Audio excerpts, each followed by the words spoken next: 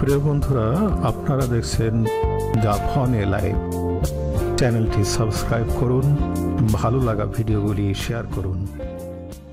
এটা হলো আল্লাহ রাব্বুল জালিমিন সূরা হুদ 11 নম্বর সূরা 6 নম্বর আয়াতে বলছে, ওয়ামা মিন দাব্বাতিন ফিল আরদি ইল্লা আলাল্লাহি রিজকুহা ওয়া ইয়ালামু মুস্তাকাররাহা ওয়া মুস্তাওদাআহা। আল্লাহ রাব্বুল জালিমিন বলে, এই পৃথিবীতে বিচরণশীল এমন কোনো প্রাণী নেই যে প্রাণীর রিজিকের দায়িত্ব আল্লাহর, যে প্রাণীর রিজিকের দায়িত্ব আল্লাহর উপরে। আল্লাহ জানে সেই প্রাণীর বাসস্থান সম্পর্কে এবং তার পরিণতি সম্পর্কে, ওই প্রাণী কোথায় যাবে সেটা আল্লাহ জানে। কুল্লুম ফি কিতাবিম মুবিন, এই সব কিছু এক সুস্পষ্ট কিতাবের মধ্যে লেখা রয়েছে। এরপরে ওয়াহুয়াল্লাযী খালাকাস সামাওয়াতি ওয়াল আরদা ফি সিত্তাতি আইয়ামিন ওয়া কানা আরশুহু আলাল মা। আল্লাহ সৃষ্টি করেছেন আসমান জমিন 6 দিনে। 6 দিনের কথাটা বাইবেলে লেখা ছিল, সেখান থেকে আল্লাহ কপি পেস্ট করেছে। 6 দিনে ওয়া কানা আরশুহু আলাল মাই, এবং তার আরশ ছিল পানির উপরে। লিয়াবলুয়াকুম আইয়ুকুম আহসানু আমালা, যাতে তিনি তোমাদেরকে পরীক্ষা করতে পারেন, যাতে তিনি তোমাদেরকে পরীক্ষা করতে পারেন তোমাদের মধ্যে কে উত্তম কাজ করে। ওয়ালাইন কুলতা ইন্নাকুম মাবউসুনা মিন বাদিল মাউতি লায়াকুলান্নাল্লাযীনা কাফারু ইন হাযা ইল্লা সিহরুম মুবিন। এটা 7 নম্বর আয়াত। আল্লাহ রাব্বুল জালিমিন বলছেন, নবীকে লক্ষ্য করে বলছেন, যদি তুমি বলো, দেখেন মুহাম্মদকে এখানে লক্ষ্য করে হুটহাট করে যেখানে সেখানে বিভিন্ন রকমের, কখনো গায়েবের সিগা, কখনো হাজারের সিগা, কখনো উপস্থিত সিগা, মানে কখনো প্রেজেন্ট টেন্স, কখনো পাস্ট টেন্স, কখনো হলো মানে ফার্স্ট পারসন, কখনো সেকেন্ড পারসন, কখনো থার্ড পারসন। আল্লাহর পার্সনের জ্ঞানটা একটু কম আছে, যাই হোক, যেহেতু আল্লাহ করেছে, আল্লাহ সত্তুর মাপ। আর আল্লাহর কথা বললে, যারা আল্লাহর কথা বলে তাদেরও সত্তুর মাপ। আল্লাহর কথা বলে বাংলাদেশের একজন রাজনীতিবিদেরও সত্তুর মাপ হয়ে গেছে। আল্লাহর কথা বলার কারণে বাংলাদেশের সবচেয়ে বড় মাদক ব্যবসায়ী যারা আছে তাদেরও সত্তুর মাপ হয়ে যাচ্ছে। বাকি জেলা চামুন্ডা যারা আছে তাদের 34 জনকে অলরেডি ক্রস ফায়ার দেওয়া হয়েছে, সম্ভবত আরো বেশি, 34টা আমার সকালে করা হিসাব, জানি না কয়টাকে দেওয়া হয়েছে। কিন্তু যারা মেইন, যারা আল্লাহর জন্য পাগল, হাজী সাহেব, গাজী সাহেব, দাড়িওয়ালা, আলহার, তারা কিন্তু যেহেতু আল্লাহর কথা তারা বলে, তাদের কোনো সমস্যা হচ্ছে না। আল্লাহ রাব্বুল আলামিন বলছে, নবী তুমি যদি বলো যে লোকদেরকে তোমরা মৃত্যুর পরে পুনরুত্থিত হবে, তখন লোকেরা তোমাকে অবশ্যই বলবে যে এটা হলো ইন হাযা ইল্লা সিহরুম মুবিন, এটা প্রকাশ্য জাদু ছাড়া কিছু না, বিশ্বাস করতে চাইবে না। এবার আমি যাই সূরা হুদ 11 নম্বর সূরা 6 নম্বর আয়াত। আল্লাহ রাব্বুল আলামিন কি বলছে যে পৃথিবীর প্রতিটা আপনার কি বলে মাটিতে বিচরণশীল জন্তু, মানে জীবজন্তু, প্রাণীর রিজিকের দায়িত্ব আল্লাহ। এই আয়াতই হলো জন্ম নিয়ন্ত্রণের বিপক্ষে সবচেয়ে শক্তিশালী আয়াত। এই আয়াত দ্বারা পৃথিবীর আলেম ওলামায়ে কেরাম বোঝাতে চান, এবং কোরআনে সূরা তুরের মধ্যে আছে যে ইন্নাল্লাহা হুয়ার রাজ্জাকু যুল কুওয়াতিল মাতিন, যে আল্লাহই হলো রিজিকদাতা, রিজিকদাতা কেবল আল্লাহ, এবং প্রচন্ড ক্ষমতার মালিক। এই প্রচন্ড ক্ষমতার মালিক কেবল আল্লাহ, যেহেতু রিজিকদাতা। আর এখানে বলা আছে আল্লাহ সকলের রিজিকের আল্লাহর দায়িত্ব। অন্য আয়াত আল্লাহ রাব্বুল আলামিন বলছে, ওয়ালা তাকতুলু আওলাদাকুম খাশিয়াতা ইমলা, তোমরা খরচ দেওয়ার ভয়ে বাচ্চাদেরকে হত্যা করো না।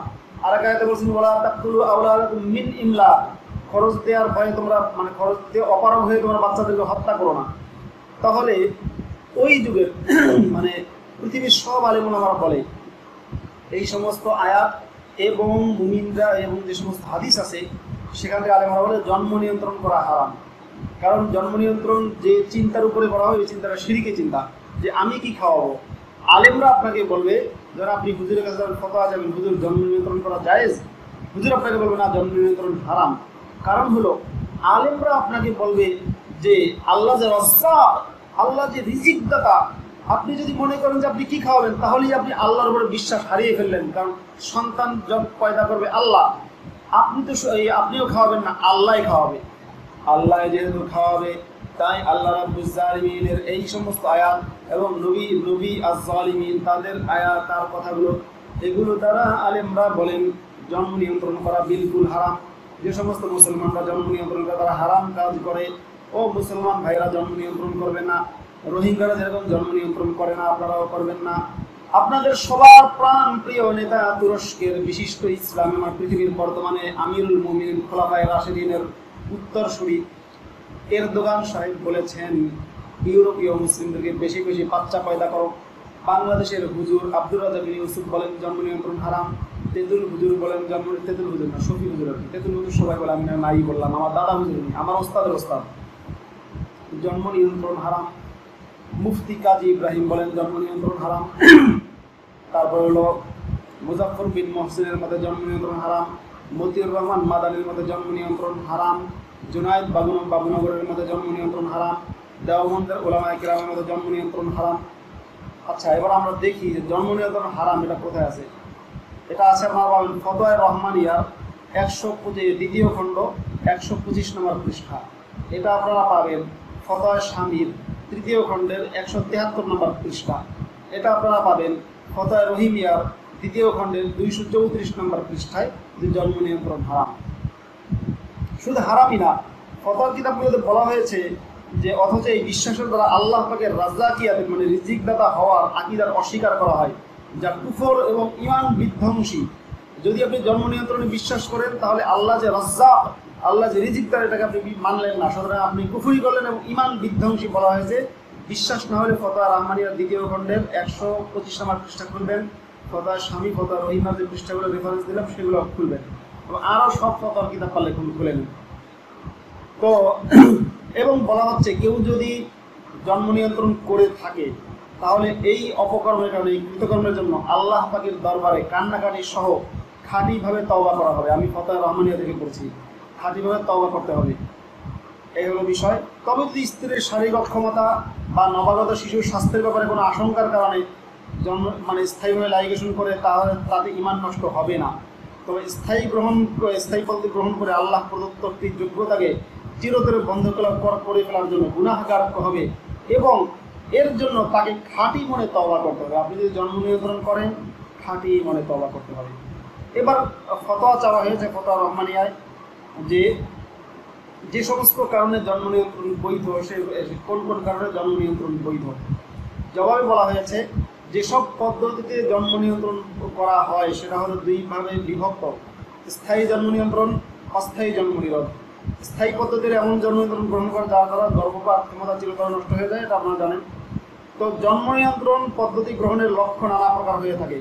এর মধ্যে ফতোয়া রহমানিয়া থেকে আমি বলছি, এর মধ্যে অন্যতম প্রধান লক্ষ্য হচ্ছে জনসংখ্যা বৃদ্ধি প্রতিরোধ করা ও সুখী সংসার গড়ে তোলা, যার কারণ হিসেবে বলা হয় যে এটা গ্রহণ না করলে মানুষের মৌলিক চাহিদা, খাদ্য ও বাসস্থান প্রভৃতির ভারসাম্য রক্ষা পাবে না।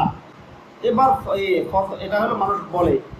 এবার মুফতি সাহেবরা কি ফতোয়া দিয়েছেন? মুফতি সাহেবরা বলেছেন অথচ এই বিশ্বাসের দ্বারা আল্লাহ তাআলার রাজ্জাকিয়াতের অর্থাৎ রিজিক দাতা হওয়ার বিষয়টি অস্বীকার করা হয়, যা কুফর এবং ঈমান বিধ্বংসী।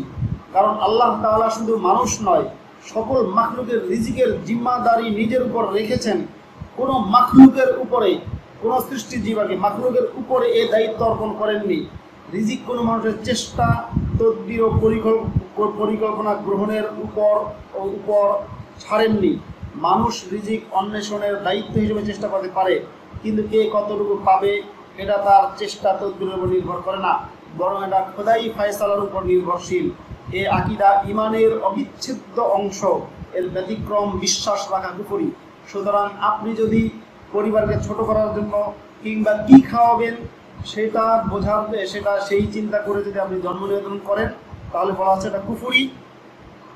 এই ফতোয়া রহমানিয়াতে যে সমস্ত কিতাবের রেফারেন্স দেওয়া হয়েছে আমি তো বলেছি কোন কিতাবের, সূরা বনী ইসরাইল 18 নম্বর আয়াত, সূরা কাসাস এর 82 নম্বর আয়াত, সূরা আনকাবুত এর 62 নম্বর আয়াত, এটা হলো এর দলিল প্রমাণ। এবং আরও যে সমস্ত কিতাবের দলিল দেওয়া হয়েছে সেটাও শুনে নিন। সূরা আনআমের 151 নম্বর আয়াত, সূরা বনী ইসরাইলের 31 নম্বর আয়াত, সূরা হুদের 6 নম্বর আয়াত যেটা আমি এখন পাঠ করলাম, সূরা মাইদার 87 নম্বর আয়াত, মিশকাত শরীফের 367 নম্বর হাদিস, বুখারীর বুক নাম্বার 2 হাদিস নাম্বার 759, হাদিস নাম্বার 759, ফাতহুল বারির হলো আপনার এই 9ম খণ্ড পৃষ্ঠা নাম্বার 95, ফতোয়ায়ে স্বামীর তৃতীয় খণ্ড পৃষ্ঠা নাম্বার 176, তারপরে ফতোয়ায়ে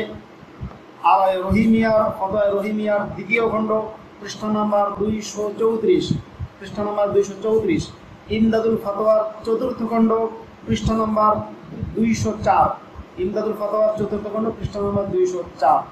এবং ফতোয়ায়ে স্বামীতে কি বলা হয়েছে সেটাও শোনেন।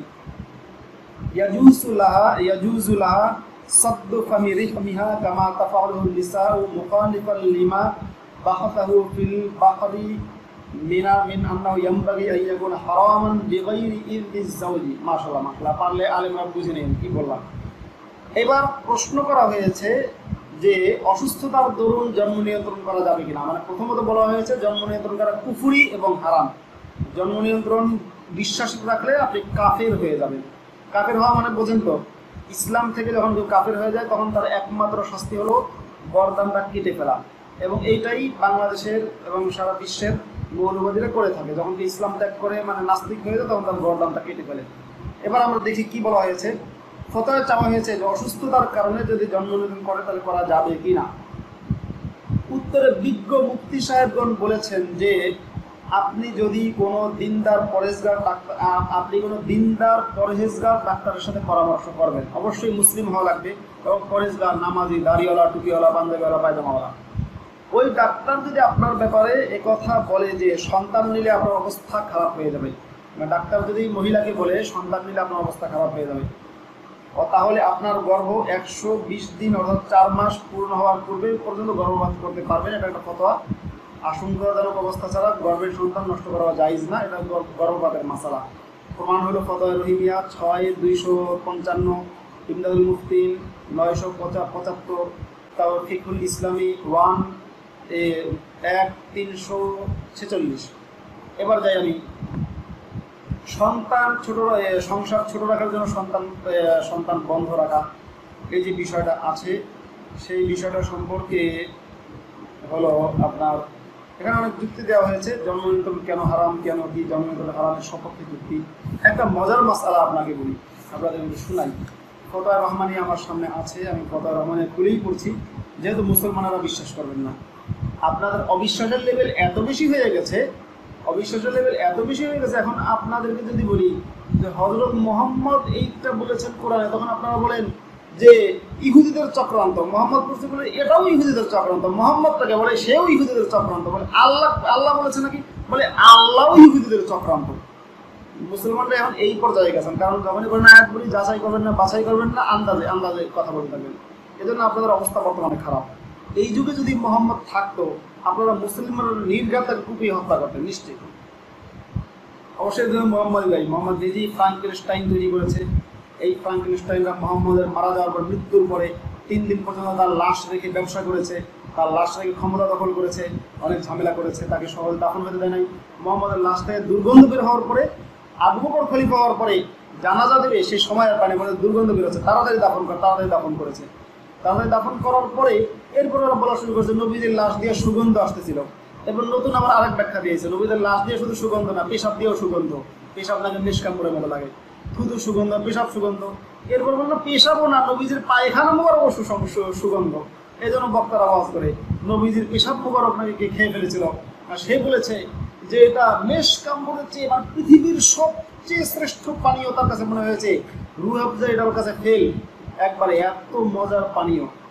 আমি বলি ও সেই বক্তারা নবীজির পেশাব মোবারক যদি এত পবিত্র হয়, তাহলে আপনারা নিশ্চয়ই নবী, তাহলে তো ওইটা খাওয়ার জন্য সাহাবীরা ব্যস্ত থাকতো, তাহলে নবী এক কাজ করতো, নবী সারাদিন বসে বসে পানি খাইতো, আর পেশাব মোবারক বের হওয়ার যে যন্ত্র আছে ওর সাথে পাইপ ফিট করে দিত, ওখান থেকে উনি পেশাব বিসর্জন দিতেন আর সাহাবীরা সব ওই পাশ থেকে খাইতো, সবাই ভাগে যাবে। সেটা তো মোহাম্মদ করে নাই। যাই হোক, এবার একটা মজার মাসালা, ঔষধের দোকানে কন্ডম বিক্রি করা যাবে কিনা। ফতোয়া রহমানিয়াতে ফতোয়া চাওয়া হয়েছে। এই দ্বিতীয় খণ্ড 165 নম্বর পৃষ্ঠা, দ্বিতীয় খণ্ড 165 নম্বর পৃষ্ঠা। আচ্ছা, আপনারা আমার কথা বিশ্বাস করবেন না নিশ্চয়ই, তার একটু আপনাদেরকে দেখাই। এই দেখুন, দেখেছেন তো ফতোয়া রহমানিয়া আমার হাতে। এখানে বলা হচ্ছে ঔষধের দোকানে পরিবার পরিকল্পনা সংক্রান্ত জন্ম নিয়ন্ত্রণ বড়ি, কন্ডম ও ইনজেকশন ইত্যাদি ক্রয় বিক্রয় করা জায়েজ আছে কিনা। যে সমস্ত মুমিন ফার্মাসিস্টরা আছেন, ঔষধ বিক্রি করেন, তারা একটু শুনবেন, আপনাদের ইমান কিন্তু থাকবে না, নামাজ পড়লেও কাজ হবে না। তো প্রশ্নের উত্তরে বলা হচ্ছে শরীয়তের বিধান হলো যে জিনিস জায়েজভাবে ব্যবহারের কোনো সুরত নাই তার বেচা কেনাও হারাম, হারাম ও নিষিদ্ধ, যেমন মদ, শুকর ইত্যাদি। আর যে জিনিস জায়েজভাবে ব্যবহার করা যায়, হারাম কাজের সহায়তার ইরাদা না থাকলে তা কেনা বেচা জায়েজ আছে, যদিও কেউ তা খরিদ করে নাজায়েজ কাজ ব্যবহার করে। যেমন আঙ্গুর কেনা বেচা জায়েজ আছে, যদিও কেউ এটা খরিদ করে মদ তৈরি করে। সুতরাং কি ফতোয়া দিচ্ছে? সন্দেহ নেই যে প্রচলিত ধ্যান ধারণা ও রীতিনীতিতে পরিবার পরিকল্পনা পদ্ধতি সম্পূর্ণ নাজাইজ ও হারাম। বুঝতে পেরেছেন তো কি বলা হচ্ছে? আবারও বলছি, সন্দেহ নেই যে প্রচলিত ধ্যান ধারণা ও রীতিনীতিতে পরিবার পরিকল্পনা পদ্ধতি সম্পূর্ণ নাজাইজ ও হারাম। আপনারা মুসলমানরা তো আল্লাহ বললেও বিশ্বাস করবেন না? একটু দেখেন, দেখুন দেখুন দেখুন, দেখেছেন? আল্লাহ বললেও বিশ্বাস করবেন না, বই দেখাইলাম, হারাম।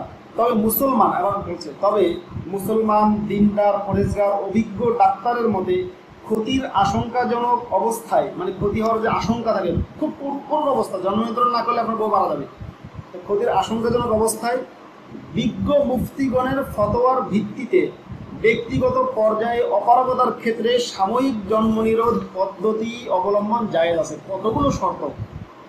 ডাক্তারের, অভিজ্ঞ, দিনদার, পরেজগার, নামাজি ডাক্তারের ফতোয়া, ডাক্তার বলতে হবে বাচ্চা নিলে স্বাস্থ্যের ক্ষতি হবে, সেই ফতোয়া, ডাক্তারের ফতোয়া আবার বিজ্ঞ আলেমদের কাছে নিতে হবে, আলেমরা ফতোয়া দেবে, হ্যাঁ আপনার ডাক্তার যেটা বলেছে এই সব কিছু দেখে, ডাক্তার দিনদার তো হ্যাঁ দিনদার, ডাক্তার পরেজগার তো পরেজগার, সব কিছু দেখে আমরা ফতোয়া দিলাম যে আপনার জন্য সাময়িক জন্ম নিয়ন্ত্রণ করা কোনো রকম জায়েজ আছে। তো বলা হচ্ছে সেই হিসেবে শরীয়তে বর্ণিত নীতির আলোকে ঔষধের দোকানে জন্ম নিয়ন্ত্রণ বড়ি, কন্ডম, প্লাস্টিক কয়েল ও ইনজেকশন ইত্যাদির ক্রয় বিক্রয় মৌলিকভাবে জায়েজ। এবার কি বলা হচ্ছে? যে সমস্ত ফার্মাসিস্টরা মুমিন তারা শুনবেন। তবে এগুলো বিক্রয়ের ক্ষেত্রে ফার্মেসিওয়ালাদের সাধ্যানুযায়ী সতর্কতা অবলম্বন করা কর্তব্য। কেন সতর্কতা অবলম্বন করবে? যাতে কোনো অবিবাহিত লোক এগুলো খরিদ করে জিনার দরজা প্রশস্ত করতে না পারে। এটা হলো প্রথম কথা, যে অবিবাহিত লোক খরিদ করে যাতে জিনার দরজা প্রশস্ত করতে না পারে। আর একটা কথা হলো, এবং বিবাহিত লোকেরাও আলেম ওলামা ও দিনদার বিজ্ঞ ডাক্তারের পরামর্শক্রমে একান্ত অপরাগতা ব্যতীত এগুলো ব্যবহার করতে না পারে। অর্থাৎ ফার্মাসিস্টদেরকে বলা হচ্ছে যে আপনার কাছে বিবাহিত লোক যদি ওই জন্ম নিয়ন্ত্রণের ওষুধ কিনতে আসে, আপনি তাকে সেটা দেবেন না। দিলে কিন্তু ইমান আপনার বলা যাবে, দেবেন না। বরং আপনি আগে দেখবেন ডাক্তারের সাজেশন এবং আলেমের ফতোয়া আছে কিনা। আলেম ফতোয়া দেবে, যে আলেমের লিখিত ফতোয়া, তো ফার্মেসিওয়ালার কাছে নিয়ে যাবে যে হুজুর আমাকে ফতোয়া লিখে দিয়েছে, আমার জন্য জন্ম নিয়ন্ত্রণ ব্যবহার করা জায়েজ। এটা যদি দেখায় তবেই আপনি তার কাছে ওষুধ বিক্রি করতে পারবেন। আমি মুসলমান ফার্মাসিস্টদেরকে জিজ্ঞাসা করছি, আপনারা এই ফতোয়া কয়জন মানুষ মানেন একটু বলবেন কি আমাকে? নাস্তিক দেখলে তো কোপানো জন্য দৌড়ান, কিন্তু আসলে এই ফতোয়াটা কয়জন মানেন? যাই হোক, এরপরে বলা হচ্ছে এই ফতোয়াটা কোথায় আছে? এটা হলো আহকামুল কোরআন লিথানবী, আশরাফ থানবীর আহকামুল কোরআন তৃতীয় খণ্ডের 78 নম্বর পৃষ্ঠায় এটা আছে। বুঝতে পেরেছেন? যাই হোক, তাহলে আপনারা জানতে পারলেন যে বিজ্ঞানময় ধর্ম কোরআন, ইসলাম, বিজ্ঞানময় আল্লাহ, বিজ্ঞানময় মোহাম্মদের বক্তব্যগুলো। আল্লাহ রাব্বুল আলামিন বলছে সূরা হুদের 12 নম্বর আয়াতে, ফালা আল্লাকা তারিকুম বা'দা মা ইউহা ইলাইকা ওয়া দাইকুম বি সাদরুকা আন ইয়াকুলু লাউলা উনজিলা আলাইহি মালাকুন আও জাআ মা'আহু মালাক। আল্লাহ রাব্বুল আলামিন বলেন, হে নবী, আপনি লোকেরা আপনাকে যে বলে যে কেন তার উপরে কোনো ধনভাণ্ডার কিংবা ফেরেশতা তার সাথে ফেরেশতা কেন আসে না, এই কথা বলবে। এই কথা শুনে আপনার মন সংকীর্ণ হয়ে আপনি মনে হয় যেন আপনার কাজের কিছু অংশ বাদ দিয়ে দেবেন। আপনার কাছে যাওয়া ওহি অবতীর্ণ হয়, সেটা কিছু অংশ বাদ দিয়ে দেবেন। আল্লাহ নবী একটু অভিমানের সুরে বলছে, আপনাকে মানুষ খারাপ কথা বলবে, সেই জন্য আপনি কি আমাকে বাদ দেবেন? এটা হলো এরকম, প্রেমিক প্রেমিকা যখন গল্প করে, তখন প্রেমিকা বলে, তোমার সাথে মিশি বলে না বান্ধবীরা আমাকে খারাপ বলে। প্রেমিক বলে যে দেখো, তুমি আমাকে ভালোবাসো, বান্ধবীরা খারাপ বলে বলে বান্ধবীরা খারাপ বলবে, সেই জন্য কি তুমি আমাকে বাদ দিয়ে দেবে? এটা তো কখনো হতে পারে না। কি বুঝলেন? আল্লাহ এবং নবী হলো দুইজন একে অপরের প্রেমিক প্রেমিকা, দুইজনে কিন্তু গে অবশ্য। আল্লাহ পুরুষ, যেহেতু আল্লাহর কথা অবশ্যই আপনারা বুঝতে পেরেছেন, পুরুষ আর নবী তো পুরুষ। আল্লাহ তার নবীকে, তার প্রেমিক নবীকে বলছে, নবী তোমাকে লোকেরা বলবে যে তুমি তোমাকে এটা সেটা বলবে, আর সেজন্য তুমি মনে মনে সংকীর্ণ অনুভব করবা, খারাপ লাগবে। লেগে তুমি আমি আল্লাহ তোমাকে যে ভালোবাসার কথা বলি, সেই ভালোবাসার কথা তুমি কিছু বাদ দিয়ে দেবে? এটা আল্লাহ নবীজিকে বলছেন। ইন্নামা আনতা নযীর, আল্লাহ বলছেন নবীজিকে, নবী তুমি হলো নযীর, নাযীর আর কি, মানে সতর্ককারী। আল্লাহু আলা কুল্লি শাইইন ওয়াকিল, আল্লাহ সবকিছুর কর্মবিধায়ক। এরপরে আছে হলো সূরা হুদের 13 নম্বর আয়াতে আল্লাহ রাব্বুল আলামিন বলছে, সেখানে সারসংক্ষেপ হলো, নবীকে বলছে, নবী তারা বলছে তুমি আল্লাহ নয় বানিয়ে বলছো, তুমি তাদেরকে বলো পারলে তারা 10টা সূরা নিয়ে আয়। অন্য জায়গায় সূরা বাকারা 23 নম্বর আয়াতে বলা হচ্ছে পারলে একটা সূরা নিয়ে আসো, আর এখানে বলা হচ্ছে পারলে 10টা সূরা নিয়ে আসো। বিআশরি সুওয়ারিন মিন মিসলি, কোরআন 10টা সূরার মধ্যে 10টা সূরা নিয়ে আয়। আমিও পৃথিবীর সকল মুসলমানদেরকে চ্যালেঞ্জ করে দিচ্ছি, ও মুসলমান ভাইয়েরা, আপনারা সবাই মিলে পারলে কবি নজরুলের একটা বিদ্রোহী কবিতা লেখেন। ও পৃথিবীর মুসলমানরা, আপনারা সবাই মিলে পারলে একটা গীতাঞ্জলি বই লেখেন। পারবেন কিনা? পারবেন না, জীবনেও পারবেন না। আচ্ছা, কোরআন নাকি চ্যালেঞ্জ, মানে পৃথিবীর সর্বশ্রেষ্ঠ বই কোরআন। কেমনি? কোরআনের যে ভালো বই কেউ লিখতে পারে নাই? সালমান রুশদি স্যাটানিক ভার্সেস লিখেছে, যেটা দিয়ে সালমান রুশদি বুকার পুরস্কার পেয়েছেন। এটা কি কোরআনের চেয়ে ভালো না? আপনারা পারলে কোরআনকে, যারা আমি বিশ্বের সব মুসলিমদেরকে বলছি, পারলে কোরআনকে বুকার কমিটির কাছে কিংবা পুলিৎজার কমিটির কাছে অর্পণ করেন। বলেন ভাই এটাকে একটা বুকার পুরস্কার দেওয়া যায় কিনা দেখেন। দেখি না কোরআনকে বুকার পুরস্কার দেয় কিনা কেউ। বাংলা একাডেমি পুরস্কার পায় বাংলাদেশের অনেক লেখকেরা, কোরআনকে বাংলা একাডেমির কাছে অর্পণ করেন যে ভাই কোরআনকে একটা বাংলা একাডেমি পুরস্কার দেওয়া যায় কিনা দেখেন তো। দেখবেন ভারতীয় রাজনীতিবিদদেরকে বলছে, আপনারা যেহেতু কোরআনের জন্য অনেক দরদ, অনেক মায়া আপনারা কোরআনকে নিয়ে ভারতের যে পশ্চিমবঙ্গ আছে বাংলা আকাদেমি, পশ্চিমবঙ্গের বাংলা আকাদেমি কিংবা আপনার এই দিল্লির কেন্দ্রীয় যে সাহিত্য যে পুরস্কারগুলো দেওয়া হয়, সেখানে একটু কোরআনকে অর্পণ করে বলবেন, একটু যাচাই বাছাই করে দেখান তো এটাতে কোনোরকম একটু পুরস্কার দেওয়া যায় কিনা। আর বিশ্বের মুসলমানদের চ্যালেঞ্জ করলাম, সারা পৃথিবীর মুসলিমরা মিলে স্যাটানিক ভার্সেসের মতো একটা বই লিখতে পারবে না। চ্যালেঞ্জ, কিয়ামত পর্যন্ত চ্যালেঞ্জ। সারা পৃথিবীর মুসলমানরা মিলে একটা গীতাঞ্জলি লিখতে পারবেন না। বাস হয়ে গেল, আমিও চ্যালেঞ্জ দিলাম। আল্লাহ রাব্বুল আলামিন বলেন 15 নম্বর আয়াতে, নাস্তিকদেরকে লক্ষ্য করে আপনারা বলতে পারবেন, মান কান ইউরিদুল হায়াতুদ দুনিয়া ওয়া যিনাতাহা ওয়াফি ইলাইহিম আমালাহুম ফিহা ওয়া ফিহা লা ইউবখাসুন। জাকির নায়কের কোরআন তেলাওয়াত তো শুনেন নাই? যারা জাকির নায়ক নিয়ে পাগল, জাকির নায়ক পড়বে কি বলে?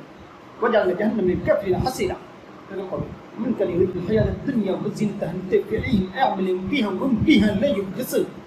জাকির নায়কের তেলাওয়াত এত পরিমাণে ভুল, আর কোরআন পাঠ করে এত পরিমাণে ভুল, ওটার নামাজ তো হবেই না। জাকির নায়ক যদি ইমামতি করে পিছনে সমস্ত মুসল্লির নামাজ নষ্ট হয়ে যাবে। কথা আমার না, কার কথা শুনবেন? শুনুন কার কথা শোনেন। বাংলাদেশে যারা বসবাস করেন কিংবা ভারতে যারা বসবাস করেন, তারা জাকির নায়কের কোরআন তেলাওয়াত ইউটিউবে পাওয়া যায়। জাকির নায়কের কোরআন তেলাওয়াতটা কি করবেন?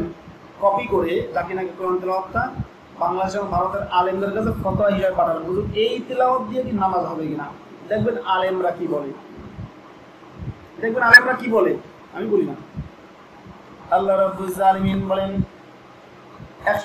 সূরা হুদের 18 নম্বর আয়াতে, ওমান আযলামু মিম্মান ইফতারা আলাল্লাহি কাযিবা, ওই ব্যক্তির চেয়ে বেশি জালেম আর কি হতে পারে যে আল্লাহর নামে অপবাদ দেয়, মিথ্যারোপ করে। উলাইকা ইউরাদুনা আলা রাব্বিহিম, তাদেরকে আল্লাহর কাছে সমর্পণ করা হবে।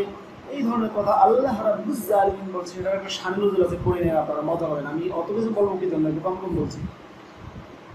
আল্লাহ রাব্বুল আলামিন বলছে 20 নম্বর আয়াতে, উলাইকা লাম ইয়াকুনু মুজিজিনা ফিল আরদি ওয়া মা কানা লাহুম মিন দুনিল্লাহি মিন আউলিয়া।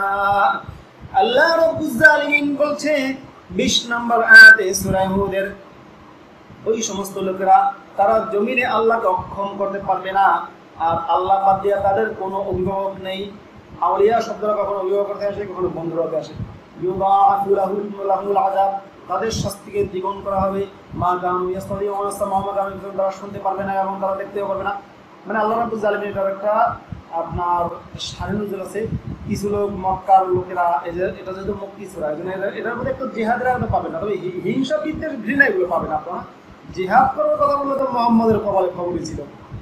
হিংসা বিদ্বেষ ঘৃণা তাই বলতে গিয়ে মোহাম্মদ মানে মক্কা থেকে পালিয়ে মদিনা গিয়ে আসাইলাম নিয়েছে ইহুদিদের কাছে। পরে অবশ্য সেই ইহুদিদেরকে কচুকাটা করেছে।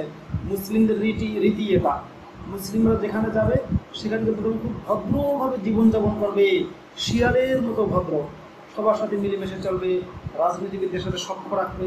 আস্তে আস্তে তারা জনসংখ্যার জেহাদ করবে। এই যে আমি বললাম একটু আগে, জনসংখ্যা বাড়াতে বাড়াতে যখনই মোটামুটি একটু পার্সেন্টেজের দিকে চলে যাবে তখনই বলবে সরিয়া চাই বলে যুদ্ধ শুরু করবে। এটাই নিয়ম। যাই হোক, আল্লাহ রাব্বুল আলামিন বলছে যে উলাইকা, এই যে এদের সম্পর্কে আল্লাহ তো ওই কাফেরদের সম্পর্কে, কাফেররা আল্লাহকে অক্ষম করতে পারবে না। মানে মোহাম্মদকে যখন কাফেররা হুমকি দিত তখন মোহাম্মদ বলতো আমার কিন্তু বড় ভাই আছে। কাফেররা বলতো বড় ভাইয়ের নামটা কি? বলে আমার বড় ভাইয়ের নাম হলো আল্লাহ। তো মোহাম্মদ বলে আমার কিন্তু বড় ভাই আছে, আমার কিছু তোমরা করতে পারবা না, আল্লাহর সাথে তোমরা পারবা না। আমি মোহাম্মদের না কিছু করতে পারো, আল্লাহকে তোমরা ব্যর্থ করতে পারবে না, আল্লাহকে তোমরা অক্ষম করে ফেলতে পারবে না। কি সুন্দর কথা! এই সমস্ত বাণী কিন্তু আপনারা নামাজে পড়েন। আমার কথা বিশ্বাস করার মোটেই দরকার নাই। কোরআন খুলে দেখবেন, কোথায় করবেন? আপনার কাছে যে কোরআন আছে সেটাই করবেন, দেখবেন আমি তর্জমার মধ্যে ঠিক করি না ভুল করি। আল্লাহ রাব্বুল আলামিন বলছেন এরপরে ওই যে নূহ নবীর ঘটনা বর্ণনা করেছেন। নূহ নবী মানুষকে দাওয়াত দিত, আল্লাহর কথা বলতো, তার কওমের যারা ধনী লোক। এটা দেখেন মোহাম্মদ যেহেতু মক্কায় ছিল এই জন্য এটা বলেছে। মোহাম্মদ ছিল গরিব মানুষ। গরিব মোহাম্মদ মক্কার মধ্যে তার চাচারা আবু জাহেল, আবু লাহাব, উতবা, শাইবা, ওলীদ ইবনে মুগীরা, অন্যান্য যারা ছিল এরা তুলনামূলক ধনী ছিল। এই সমস্ত লোকেরা মোহাম্মদের কথা মানত না। এখন মোহাম্মদ মানত না, কারা মানত? গরিবরা। কিছু গরিব লোকজন অল্প কয়েকজন ঈমান এনেছিল। মদিনায় গিয়ে সাম্রাজ্যবাদী হওয়ার পর বহু লোক ভাই কল্যাণ ভাই ঈমান এনেছে। তো মক্কায় থাকতে মোহাম্মদ যে আয়াতগুলো নাযিল করেছে সেখানে দেখেন নূহ নবীর কাছে নূহ নবীর কওমের লোকেরা নূহ নবীর প্রতি ঈমান এনেছিল হলো আরও দিল না, যারা একেবারে নিচু পর্যায়ের লোক, নিচু জাতি আর কি, শূদ্র ক্ষত্রিয় এই জাতীয় লোকেরা ঈমান এনেছে। আনলেন নূহ নবীর উম্মতের মধ্যে যারা ব্রাহ্মণ ছিল, মানে যারা উঁচু জাতের, তারা বলো মালাক বলা হয়েছে কোরআনে। মালাক মানে যারা নেতৃস্থানীয় লোক। নেতৃস্থানীয় লোকেরা তখন বললো যে নূহ তুমি এদেরকে সরিয়ে দাও, ওদের সাথে আমরা কেমনে মিশবো? এরকম ঘটনা ঘটেছে। পরে নূহ নবীর সাথে তারা বেয়াদবি করেছে। সেটা আল্লাহ বলেছেন নূহকে যে তুমি একটা জাহাজ, একটা তৈরি করো, কিস্তি তৈরি করো, মানে একটা নৌকা তৈরি করো, বড় ওয়াসনা হল ফুলকা। তারপরে সেখানে তুমি চড়ো। নূহ নবী নৌকা বানালেন। সেখানে চড়ার সময় যেমন সূরা হুদের 41 নম্বর আয়াতে বলা হচ্ছে ওয়াকাল আরকাবু ফিহা বিসমিল্লাহি মাজরিহা ওয়া মুরসাহা ইন্না রাব্বি লাগাফুরুর রহিম। যে আল্লাহ রাব্বুল আলামিন বলছেন নূহকে, নূহ যখন নৌকায় ওঠে তখন বলে তার উম্মতদেরকে, উম্মত তোমরা এর মধ্যে আরোহণ করো, চড়ো আল্লাহর নামে। আল্লাহর নামে এটা চলবে, আল্লাহর নামে এটা স্থিতি হবে। ইন্না রাব্বি লাগাফুরুর রহিম, নিশ্চয়ই আমার রব হলো দয়ালু এবং ক্ষমাশীল। এটা তারপরে নূহ নবী সেখানে ওঠার পরে নূহ নবীর ছেলে ছিল একজন কাফের, এক ছেলে কাফের ছিল। নূহ নবী সেই ছেলেকে নূহ নবী বললেন, এই কাফের ছেলেকে বললেন, ছেলে ইয়া বুনাইয়া কাম মা'ানা ওয়া লা তাকুন মা'আল কাফিরিন, ওলা তুমি আমাদের সাথে নৌকা আরোহণ করো আর তুমি কাফেরদের অন্তর্ভুক্ত থেকো না। 42 নম্বর আয়াত। ওলা কি বললো? ক্বালা সাআউই ইলা জাবালিন ইয়াসিমুনি মিনাল মা। ওলা তার বাপের বলল নূহ নবীকে যে আমি পাহাড়ের উপর আশ্রয় নেব, পাহাড় আমাকে বাঁচাবে। নূহ নবী বললেন ক্বালা লা আসিমাল ইয়াওমা মিন আমরিল্লাহি ইল্লা মান রাহিম, আজকে আল্লাহর রহমত ছাড়া, আল্লাহর দয়া ছাড়া কেউ আজকে আল্লাহর কাছ থেকে বাঁচতে পারবে না। এই সমস্ত কাহিনী আছে। তারপরে আছে এই সূরারই 50 নম্বর আয়াতে হযরত হুদ আলাইহিস সালামের ঘটনা। এই সূরা যার নামে আর কি হুদ নবীর ঘটনা বর্ণনা করা হয়েছে। আদ জাতির কাছে আল্লাহ হুদ নবীকে পাঠিয়েছিলেন।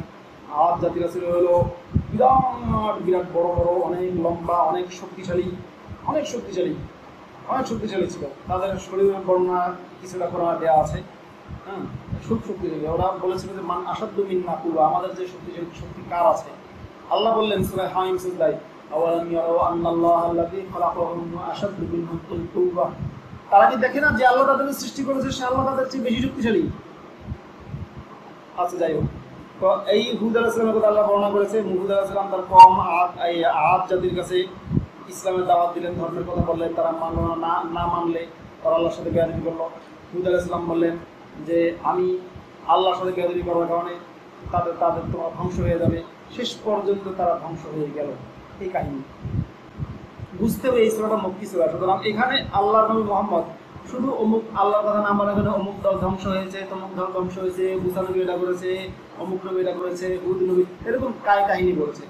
আর মাদানী সূরা যেগুলো আমরা পড়েছি, সূরা হুদের আগের যে সূরাটা সূরা তওবা, তারপর এর আগে সূরা ইউনূসটাও মক্কি সূরা, তারপর হলো আপনার এই সূরা তওবা, সূরা আনফাল, ওখানে খালি হলো কোনো মানে ওই নবীদের কাহিনী কম, ওখানে কোপা খুন কর, হাত কাট, পা কাট, এগুলোই বলা হয়েছে। জোড়ায় জোড়ায় কাট, ধারে কোপ দে, তারপর রক্তপাত কর, জমিনটাকে মাটিকে রক্ত দিয়ে ভিজাই ফেল, এগুলো বলা হয়েছে। বিশ্বাস হয় না? আমার আগের লাইফগুলো দেখেন না, আয়াতগুলো অর্থ তর্জমা খুলে দেখুন। আল্লাহ রাব্বুল জালিমিন তারপরে সূরা হুদের হলো আপনার 61-62 নম্বর আয়াতে সামুদ জাতির কাছে সালেহ নামে একজন নবী পাঠিয়েছেন। ইলা সামুদ আখাহুম সালিহা, সামুদের কাছে আমি তাদের ভাই সালেহ আলাইহিস সালামকে নবী পাঠিয়েছি। তাকে পাঠিয়েছেন ক্বালা ইয়া কওমি ইবুদুল্লাহ মা লাকুম মিন ইলাহিন গায়রুহু। সালেহ আলাইহিস সালাম কওমকে বলল, হে আমার কওম, আল্লাহর ইবাদত করো, আল্লাহ ছাড়া তোমাদের কোনো মাবুদ নাই। উনি দাওয়াত দিয়েছেন, ওরা শুনে নাই। না শোনার পরে ওরা সালেহ নবীকে বলল, একটা উট দেখাও, পারলে পাহাড় কেটে একটা উট বের করো। সালেহ নবী গেল, কি বলো পাহাড় 2 টুকরা হয়ে যাও, পাহাড় 2 ভাগ হয়ে গেল, সেখান থেকে একটা উটনি চলে আসলো। না কতদিন বলা হয়েছে উটনি, উট আর কি, ক্যামেল। সেই উটটা আসার পরে এবার সালেহ নবী এই উট কমের সব লোকদের সব পানি খেয়ে ফেলে। কমের লোকেরা খেপে গেল, ওরা ইমান তো আনলোই না, এই উটটাকে হত্যা করতে নিষেধ করলো সালেহ আসলাম, ওরা হত্যা করেই ফেললো। উটটাকে হত্যা করার মতো আল্লাহর ইগোতে লাগি গেল, আমি পাঠাইলাম আমার কুদরত দিয়ে উট, তোমরা উটটাকে খুন করলি। আল্লাহ সালেহ নবীকে জানিয়েছে, সালেহ নবী তুমি বলে দাও তোমার কওমকে সমূলে আমি বিনাশ করে দেবো। সালেহ নবী কি বললো, তামাত্তাউ ফি দারিকুম সালাসাতা আইয়াম, তোমরা তোমাদের ঘরের মধ্যে 3 দিন পর্যন্ত থেকে যা মন চায় যত ভোগ বিলাস মন চায় করে নাও, যত মন চায় খাইয়ে নাও, তোমাদের সময় শেষ, 3 দিন তোমাদের টাইম আছে। যালিকা ওয়াদুন গায়রু মাকযুব, এই যে আল্লাহ শাস্তির ওয়াদা করেছে এটা মিথ্যা নয়, এটা সত্যি ওয়াদা। আল্লাহ রাব্বুল জালিমিন তারপর বলছেন কি, ওয়াকাযাল্লাযীনা যালামুস সাইহাতু ফাসবাহু ফি দিয়ারিহিম জাথিমিন, 67 নম্বর আয়াতে যারা জুলুম করেছে, মানে এই যে সালেহ নবীর যারা উম্মত, তারা যারা জুলুম করেছে তাদেরকে একটা বিকট চিৎকার তাদেরকে পাকড়াও করলো, তারা সবাই তাদের ঘরের মধ্যে গৃহের মধ্যে উপর হয়ে শুয়ে থাকলো, উপর হয়ে মরে গেল সবাই। ফেরেশতা আসলো, ফেরেশতা এসে বিকট করে চিৎকার করেছে। আল্লাহ রাব্বুল জালিমিন বলছে সালেহ আলাইহিস সালামের কওমকে আল্লাহ যখন ধ্বংস করে দিলেন, তারপরে আল্লাহ লূতের ঘটনা বর্ণনা করলেন যে নবী ইব্রাহিম ছিল লূত আলাইহিস সালামের চাচা কিংবা মামা। নবী ইব্রাহিমের কাছে ফেরেশতারা আসলে নবী সালাম দিল, ক্বালু সালামা, সালাম দিল, ক্বালা সালাম, নবী ইব্রাহিম বললেন সালাম সালাম। বুঝলেন তো? আচ্ছা, আপনাদের একটা বুদ্ধি দেই, আপনারা নবী ইব্রাহিমের স্টাইলে সালাম দেবেন। এই আয়াতের মধ্যে বলা হয়েছে যে ক্বালা সালামুন, নবী ইব্রাহিম বললেন সালামুন বলেছেন, সালাম বলেছেন, আসসালামু আলাইকুম বলেছেন, বলে সালাম। ফামা লাবিসা আন জাআ বিআজলিন হানির, অল্পক্ষণের মধ্যেই তিনি আপনার একটা বাছুরকে ভুনা করে নিয়ে আসলেন ফেরেশতাদের খাওয়ার জন্য। ফেরেশতারা গেছিল, বাছুর ভুনা করে নিয়ে আসলেন, ফেরেশতাদেরকে বললেন ফেরেশতারা খাও। তো এখানে নবী ইব্রাহিম কিন্তু সালাম দিয়েছিলেন সালামুন, আমি সকল নাস্তিক আস্তিক সবাইকে বলবো আপনি নবী ইব্রাহিমের স্টাইলে সালাম দেবেন, সালামুন বলবেন, শুধু সালাম বলবেন, আসসালামু আলাইকুম বলবেন না। বুঝেছেন তো? আচ্ছা, যাই হোক, তারপরে নবী ইব্রাহিম যখন একটা ওই বাছুর ভুনা, মানে একটা গরুর ভুনা করে নিয়ে আসলেন, ফেরেশতারা খেতে বললেন, ফেরেশতারা খায় না, লা তাসিলু ইলাইহি নাকিরাহু আও জাসামিন কিফা। ফেরেশতারা যখন খায় না তখন ইব্রাহিম ভয় পেয়ে গেলেন, ঘটনা কি, এরা খায় না, এরা কি কোনো ক্ষতির উদ্দেশ্যে আসলো কিনা, ডাকাত কিনা। ফেরেশতারা বলল ক্বালু লা তাখাফ, নবী আপনি ভয় পাবেন না, ইন্না উরসিলনা ইলা কওমি লূত, আমাদেরকে পাঠানো হয়েছে লূতের কওমের কাছে। তারপরে ইব্রাহিম আলাইহিস সালাম লূত আলাইহিস সালামের কেন লূতের কওমের কাছে কেন যাবা? ফেরেশতারা বলল লূতের কওমকে ধ্বংস করে দেবো। তখন ইব্রাহিম বলল, অন্য এখানে নেই, অন্য জায়গায় এই একই ঘটনা, সেখানে বলা হচ্ছে ক্বালা ইন্না ফিহা লূতা, ইব্রাহিম বলল সেখানে তো লূত আছে। ফেরেশতারা বলল ক্বালু নাহনু আ'লামু বিমান ফিহা, সেখানে কারা আছে আমরা বেশি জানি, কোনো সমস্যা নেই। লানুনাজ্জিয়ান্নাহু ওয়া আহলাহু ইল্লা ইমরাতাহ, লূত এবং তার কওমকে আমরা বাঁচাবো, তার স্ত্রীকে বাঁচাবো না।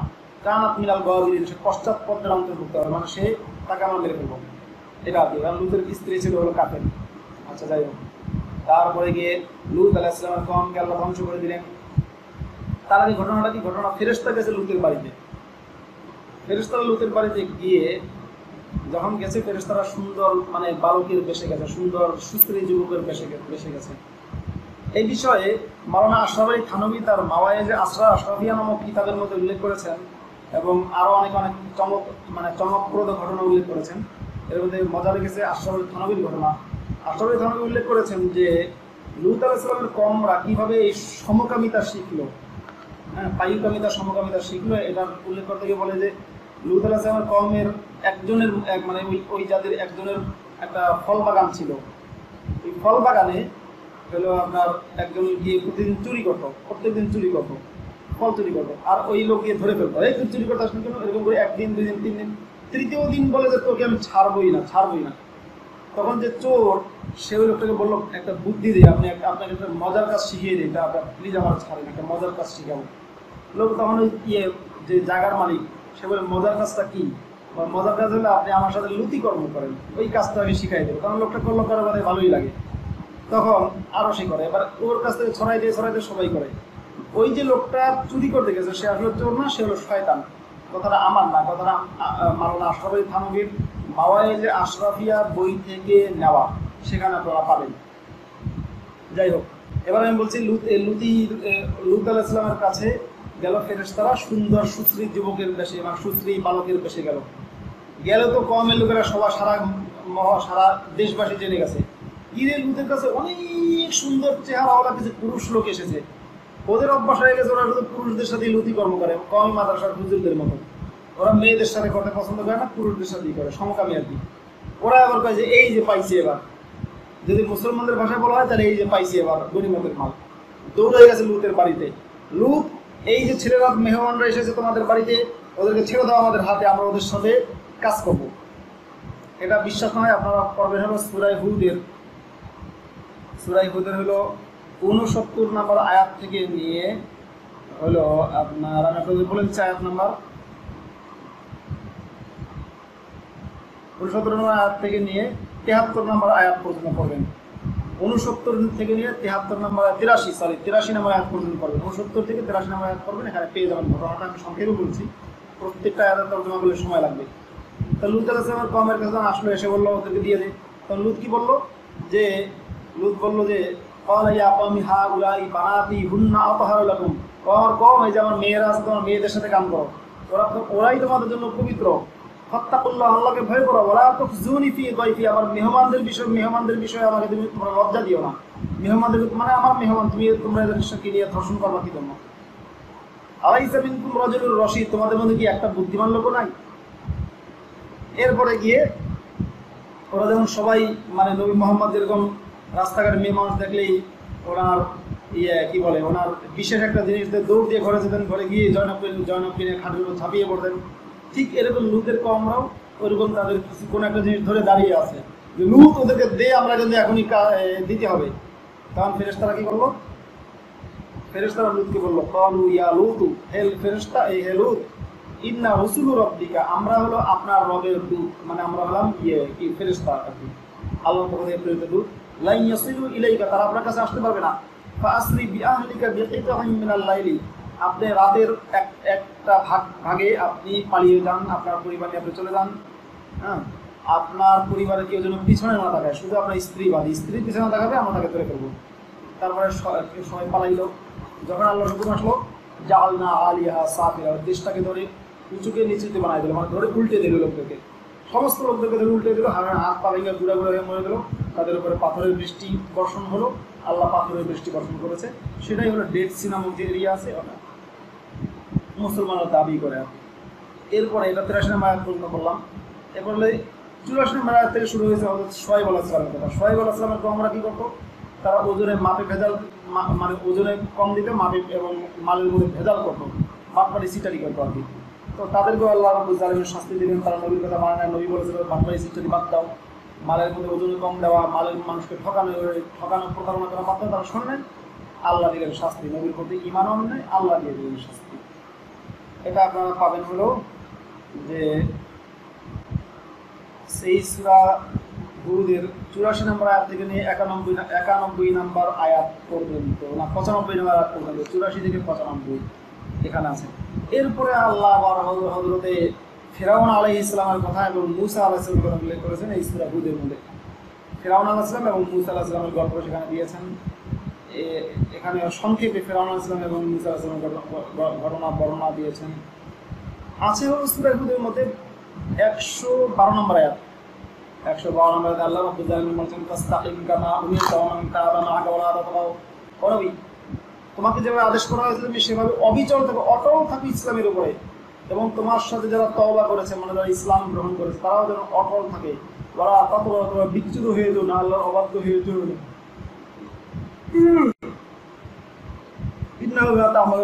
তোমরা যা করো সেটা সম্পর্কে আল্লাহ সব দেখে, তোমরা যা কিছু করো সব আল্লাহ দেখে। আল্লাহ রাব্বুল আলামিন বলেছেন ওয়া তারকাবু ইলাল্লাহি ওয়া আমরু তামাসসাকুম নারুমান মিন দুনিল্লাহি মিন আউলিয়া সুম্মা লা তুনসারুন। তোমরা যারা জুলুম করেছে, মানে কাফের যারা জুলুম করেছে, তাদের দিকে তোমরা ঝুঁকে পড়ো না। যদি ঝুঁকে পড়ো তাহলে তোমাদেরকে আগুন স্পর্শ করবে। আগুন মানে জাহান্নাম আর কি। এবং তখন তোমাদের জন্য কোনো অভিভাবক থাকবে না, মিন আউলিয়া, কোনো বন্ধু বা অভিভাবক থাকবে, তোমাদের কোনো অভিভাবকও থাকবে না, এবং তোমাদেরকে কোনো রকম সাহায্য করা হবে না। আল্লাহ রাব্বুল আলামিন বলছে ইসলামের মধ্যে। এজন্য মোহাম্মদ মাঝে মাঝে বলতো, সাহাবীর মধ্যে, হুজুর আপনার চুল দেখে কি গেছে? মোহাম্মদ বলতো সাইয়াবাতনি সূরাত হুদ, সূরা হুদ আমাকে বুড়া বানাই দিল। সূরা হুদে যে স্থির থাকো, অটল থাকো, অটল থাকো ইসলামের উপরে, সেইটা এই কথাই, অটল থাকতে গিয়ে আমি বুড়া হয়ে গেলাম, চুল পেকে গেল টেনশনে মোহাম্মদ বলেছেন। আল্লাহ রাব্বুল আলামিন বলছে 118 নম্বর আয়াতে ওয়ালাউ শাআ রাব্বুকা লাজাআলান নাসা উম্মাতান ওয়াহিদাতান ওয়া লা ইয়াযালুনা মুখতালিফিন। যদি তোমার রব চাইতো তাহলে সকল মানুষকে একই জাতিতে সে বানাইতে পারতো, কিন্তু তা সে চায় না। এই জন্য লোকেরা খালি এখনো বিভিন্ন দলে দলে বিভক্ত। মানে আল্লাহ চাইলে সবাইকে ঐক্যবদ্ধ করতে পারতো, আল্লাহই চায় না, এই জন্য সবাই দলে দলে বিভক্ত। আল্লাহ সেটাই বুঝাতে চেয়েছেন 118 নম্বর আয়াতে। মুহাম্মদের আল্লাহ যে কত বড়, কি করবেন জানি না। যাই হোক, এরপরে সূরা ইউসুফ।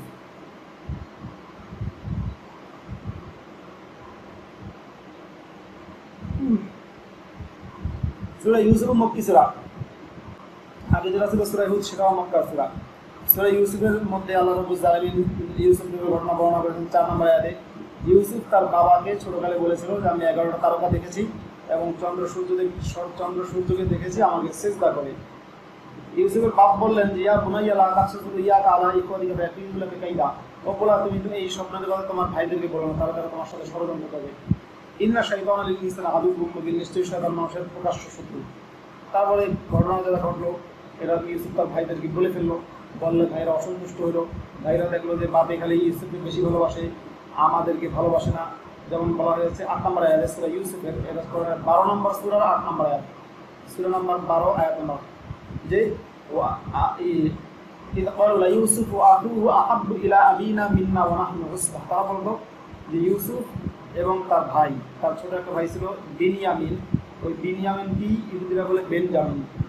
যেমন ইসরায়েলের বর্তমান প্রধানমন্ত্রী নাম বলে বেনিয়ামিন নেতানিয়াহু।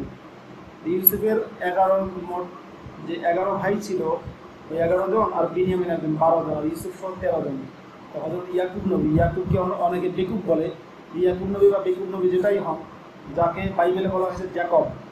আপনারা দেখবেন ইসলাম ধর্মটা পুরো যে বাইবেল থেকে কপি করা, নামগুলো সব কিছু সেখান থেকে কপি করা। ইয়াকুব নবীকে ইংরেজিতে বলে জ্যাকব আর আরবিতে ইয়াকুব। দাউদ নবীকে ইংরেজিতে বলে ডেভিড, আরবিতে বলে দাউদ। তৎকালীন সময়ে মানে মুহাম্মদের সময়ের যারা সৌদি আরবের বাসিন্দা ছিল তারা ওদের দাউদ বলতো। আর একই জিনিস দেখবেন, একই শব্দ যখন এক ভাষা থেকে আরেক ভাষায় যায় তখন সেটা উচ্চারণগত সামান্য হলে পার্থক্য হয়। যেমন রবীন্দ্রনাথ ঠাকুরকে ইংরেজি বানানে লেখা হলো ট্যাগোর, TAGORE, ট্যাগোর লেখা, রবীন্দ্রনাথ ট্যাগোর, এটাই হলো পার্থক্য।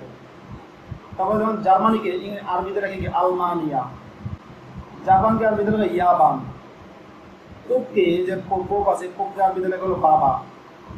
যেমন পোপ যখন মিশর সফর করেছিল আজকে থেকে অনেক বছর আগে, বেশ কয়েক বছর আগে, ওই সময় আমি লন্ডন থেকে প্রকাশিত জঙ্গিবাদীদের পত্রিকা হলো আপনার আল বয়ান নামে একটা পত্রিকা আছে, যেটা সৌদি মালিকানাধীন একটা পত্রিকা, জঙ্গি মতাদর্শ প্রচার করে। সেই পত্রিকাটা বের হয় লন্ডন থেকে। আমি দেখেছি, আমি আমার মুমিন জামানায় দেখেছি বিশ্বের যে ইসলামিক সন্ত্রাসের বেশ কিছু অংশ হলো বাংলাদেশ থেকে, মুসলিম সংখ্যা ধরে শুধু বাংলাদেশ নয়, ওখান থেকে ঠিক আছে, বেশ কিছু অংশ তৈরি হয় হলো ভারত থেকে আর বেশ কিছু অংশ তৈরি হলো লন্ডন থেকে। ইংল্যান্ডের থেকে বিরাট একটা জঙ্গিবাদী গ্রুপ তাদের জঙ্গি তৎপরতা চালিয়ে যাচ্ছে। যেমন জামাত ইসলামের নিজস্ব প্রতিষ্ঠান আল কোরআন একাডেমি লন্ডন, যেটার মালিক হলো হাফেজ মুনিরুদ্দিন আহমেদ এবং তার স্ত্রী খাদিজা আক্তার রেজাই। তারা জামাত ইসলামী এবং ইখওয়ানুল মুসলিমিন বা মুসলিম ব্রাদারহুডের আদর্শকে ধারণ করে এরা ওখান থেকে ইসলামিক সন্ত্রাসবাদী আইডিওলজিকে বাংলাদেশ সহ বিশ্বের বিভিন্ন জায়গায় পাচার করে। বিরাট একটা ইনস্টিটিউট আল কোরআন একাডেমি লন্ডন।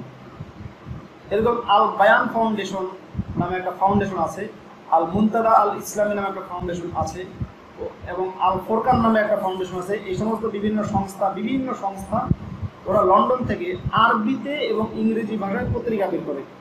তাদের ইংরেজি পত্রিকাগুলো আমি পড়ি নাই, কারণ ইংরেজি আমি খুব বেশি পারি না, কিন্তু আরবি পত্রিকাগুলো যেটা পড়েছি তাতে আমি দেখেছি সেখানে অনেক উগ্রবাদী সবক দেওয়া হয়।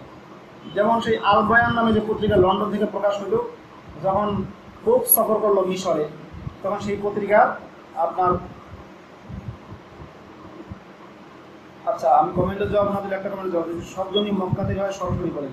হ্যাঁ, সব জঙ্গিবাদের উৎপত্তি মক্কা, এটা ঠিক আছে, কিন্তু তাদের তো বিভিন্ন জায়গায় ব্রাঞ্চ আছে।